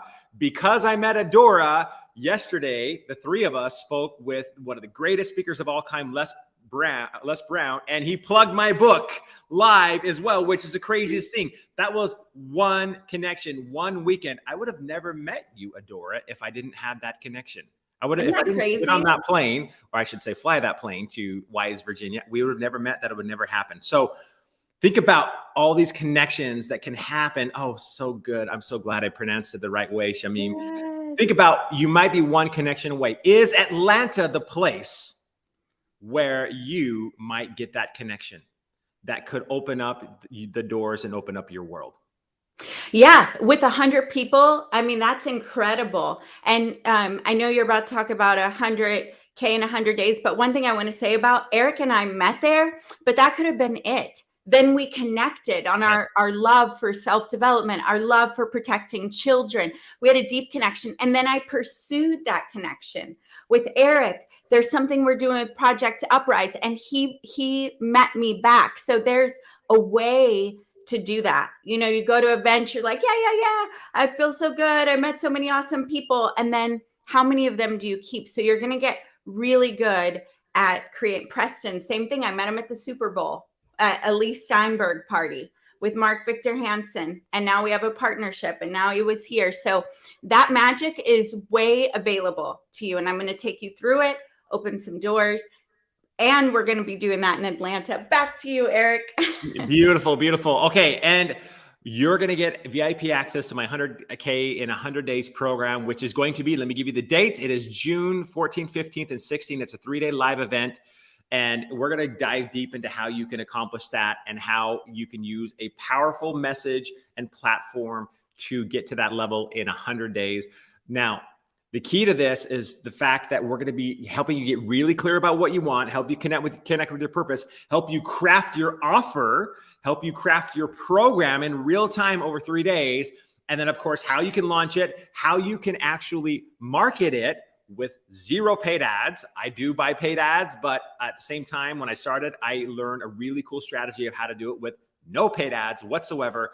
So this is going to be an insane day. And again, you're getting $10,000 in coaching over 3 days. Really, it's pretty powerful. I only coach 2 people a year because I'm not big on one-on-one coaching because it takes a lot of time. I charge $100,000 for somebody to hire me for a year to coach them. And it's like once a month. So this is really, really powerful. And of course, we talked about the 2-day Atlanta event with Les Brown, 100 people. That's going to be, is that August 19th, correct? August 19th. Right? Mm-hmm.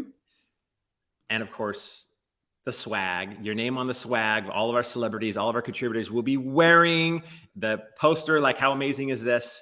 All for insane, like $2,500. And again, none of it goes to me. None of it goes to Adore. This goes to help our cause, which is, of course, eliminate human trafficking, which is insane. Absolutely insane. Yeah. So we're going to send out the link. You see it there. If you're watching on YouTube, I know people are watching all over. Someone could drop it in the chat to make it easy for others. That would be awesome. AccelerateMyLegacy.com. And so if you're feeling you're ready to go to the next level and you want to walk that with us, arm in arm, you want support, you want to be surrounded by people doing this, this is the package to keep the journey going. It's like, if you've been in entrepreneurship long, I saw a meme once that was like a roller coaster. Oh my gosh, I'm winning. Oh, I'm the worst person in the world. I'll never make it. Yeah. And especially when you first begin, that can happen in one day, this roller coaster of emotions. And when you're leveling up, yeah, maybe you have more of a stomach for it, but it's a lot easier when you're surrounded by other people that are right there with you, and then someone there to help you get unstuck. Hey, just move your foot to the right. Hey, just, and that's what you have, is that, like, let's take this through the finish line, not just get hyped about the possibility, but let's take you all the way through so that you can be a success story for each of us. And we're bringing you on to speak at our next events. We want to be there for you. So go to acceleratemylegacy.com and about VIP and tomorrow. So what would you like to say, Eric? Amazing. I had that thought for the first time that you just mentioned. I never thought about that before, that the people there will have a chance to meet. And maybe, again, you will be speaking at our next event. Who wants to speak on this amazing stage and other stages with us? Raise your hand if that's you. I know we can't see you right now, or say yes in the chat. Yes, in the chat and virtual replay. Do it. Now, we'll see it. Mm-hmm. We're at the end of day 2, going into day 3. And let me just tell you a little bit about what's going to happen tomorrow. How many of you maybe you have a program, or you're trying to build your program, but you don't exactly know how you can get people to move forward with your program? Well, we have a special contributor. His name is Joey Yi. He's going to teach us sales farming and sales tactics and techniques that are invaluable. As you know, like, if you build it, they will come is a lie. If you market it and you can sell it, then you will acquire customers. That's the truth. And he's going to teach us exactly how to do that. Then, of course, we have Adora. You're speaking tomorrow, correct?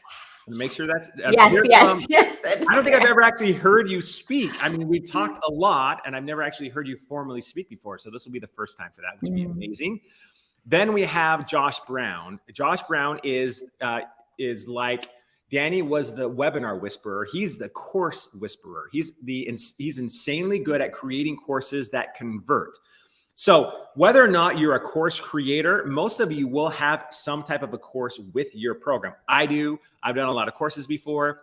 He's really good at marketing the courses, filling his events, and then, of course, push and having courses that convert on a high level, which should be amazing. He's awesome. And then we have, I'll let you introduce Pace Morby. Actually, Pace and Hoist were double booked. So we're keeping Hoist tomorrow, and we're going to save Pace for a future event. Excellent. Yeah. Yes. So Hoist Gracie, the UFC legend and fighter, and who is totally in on our fight for the kids here, and that we have because of one connection, the connection to Livia, who you will also meet then. She took UFC from millions to billions by telling the stories of the fighters through filmmaking. And her husband have done a lot of great work outside of that. So we'll be here with Hoist tomorrow about mindset and what does it take to really win. I mean, how many times has that guy been down or didn't win and then had to come back? There's a lot that really applies to us here. Wonderful. Well, tomorrow is going to be an amazing day. And I think that's it for us. Yes, VIPs. If you're still wanting to join VIP, you can, we'll put the VIP link in the chat, please, team. But we've got you. Some of you have messaged in going, I missed my VIP. You haven't missed it yet. We're live with you here. And then by Saturday, end of day, you'll get a special invite of the upcoming events. We work them around the speakers that are going to be joining us. And it'll be Q&A in a Zoom room. You'll be able to see each other's faces and network and all of that. So you are definitely going to get that. And you're going to get the replays of all this in one place. They're up for now, but you'll have them, all in place. And that'll be coming about a week after the event. So we've got you. You're good. Make sure you check your email. Also, we have a bonus day Saturday. It should have populated in your calendar already, but it is a bonus day full of incredible speakers, couple surprise guests, and will definitely be worth your time. So that's it, Eric. What an incredible day. Thank you for sharing yourself today, that you were outrageous, as always, in the best ways. But outrageous, like full. I've got so many things that I wrote down. I love the procrastination is a gift. It lets you know what you should be, delegating to the right who. Like, there were so many nuggets you dropped. Well, awesome. And you guys were amazing today. You guys playfuled out. Tanja, thank you. Nikki, thank you. Shamim, thank you. That was amazing. Jamie, thank you for your comments as well. There are a couple others I wanted to mention. I'm not sure how to say your name. Choix. Cho?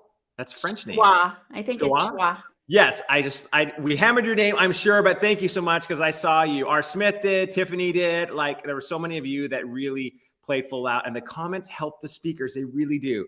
So that's it for us for today. We will see you guys tomorrow at 10 a.m. Central Time, and we're just going to keep this momentum going. Thank you, guys. Bye.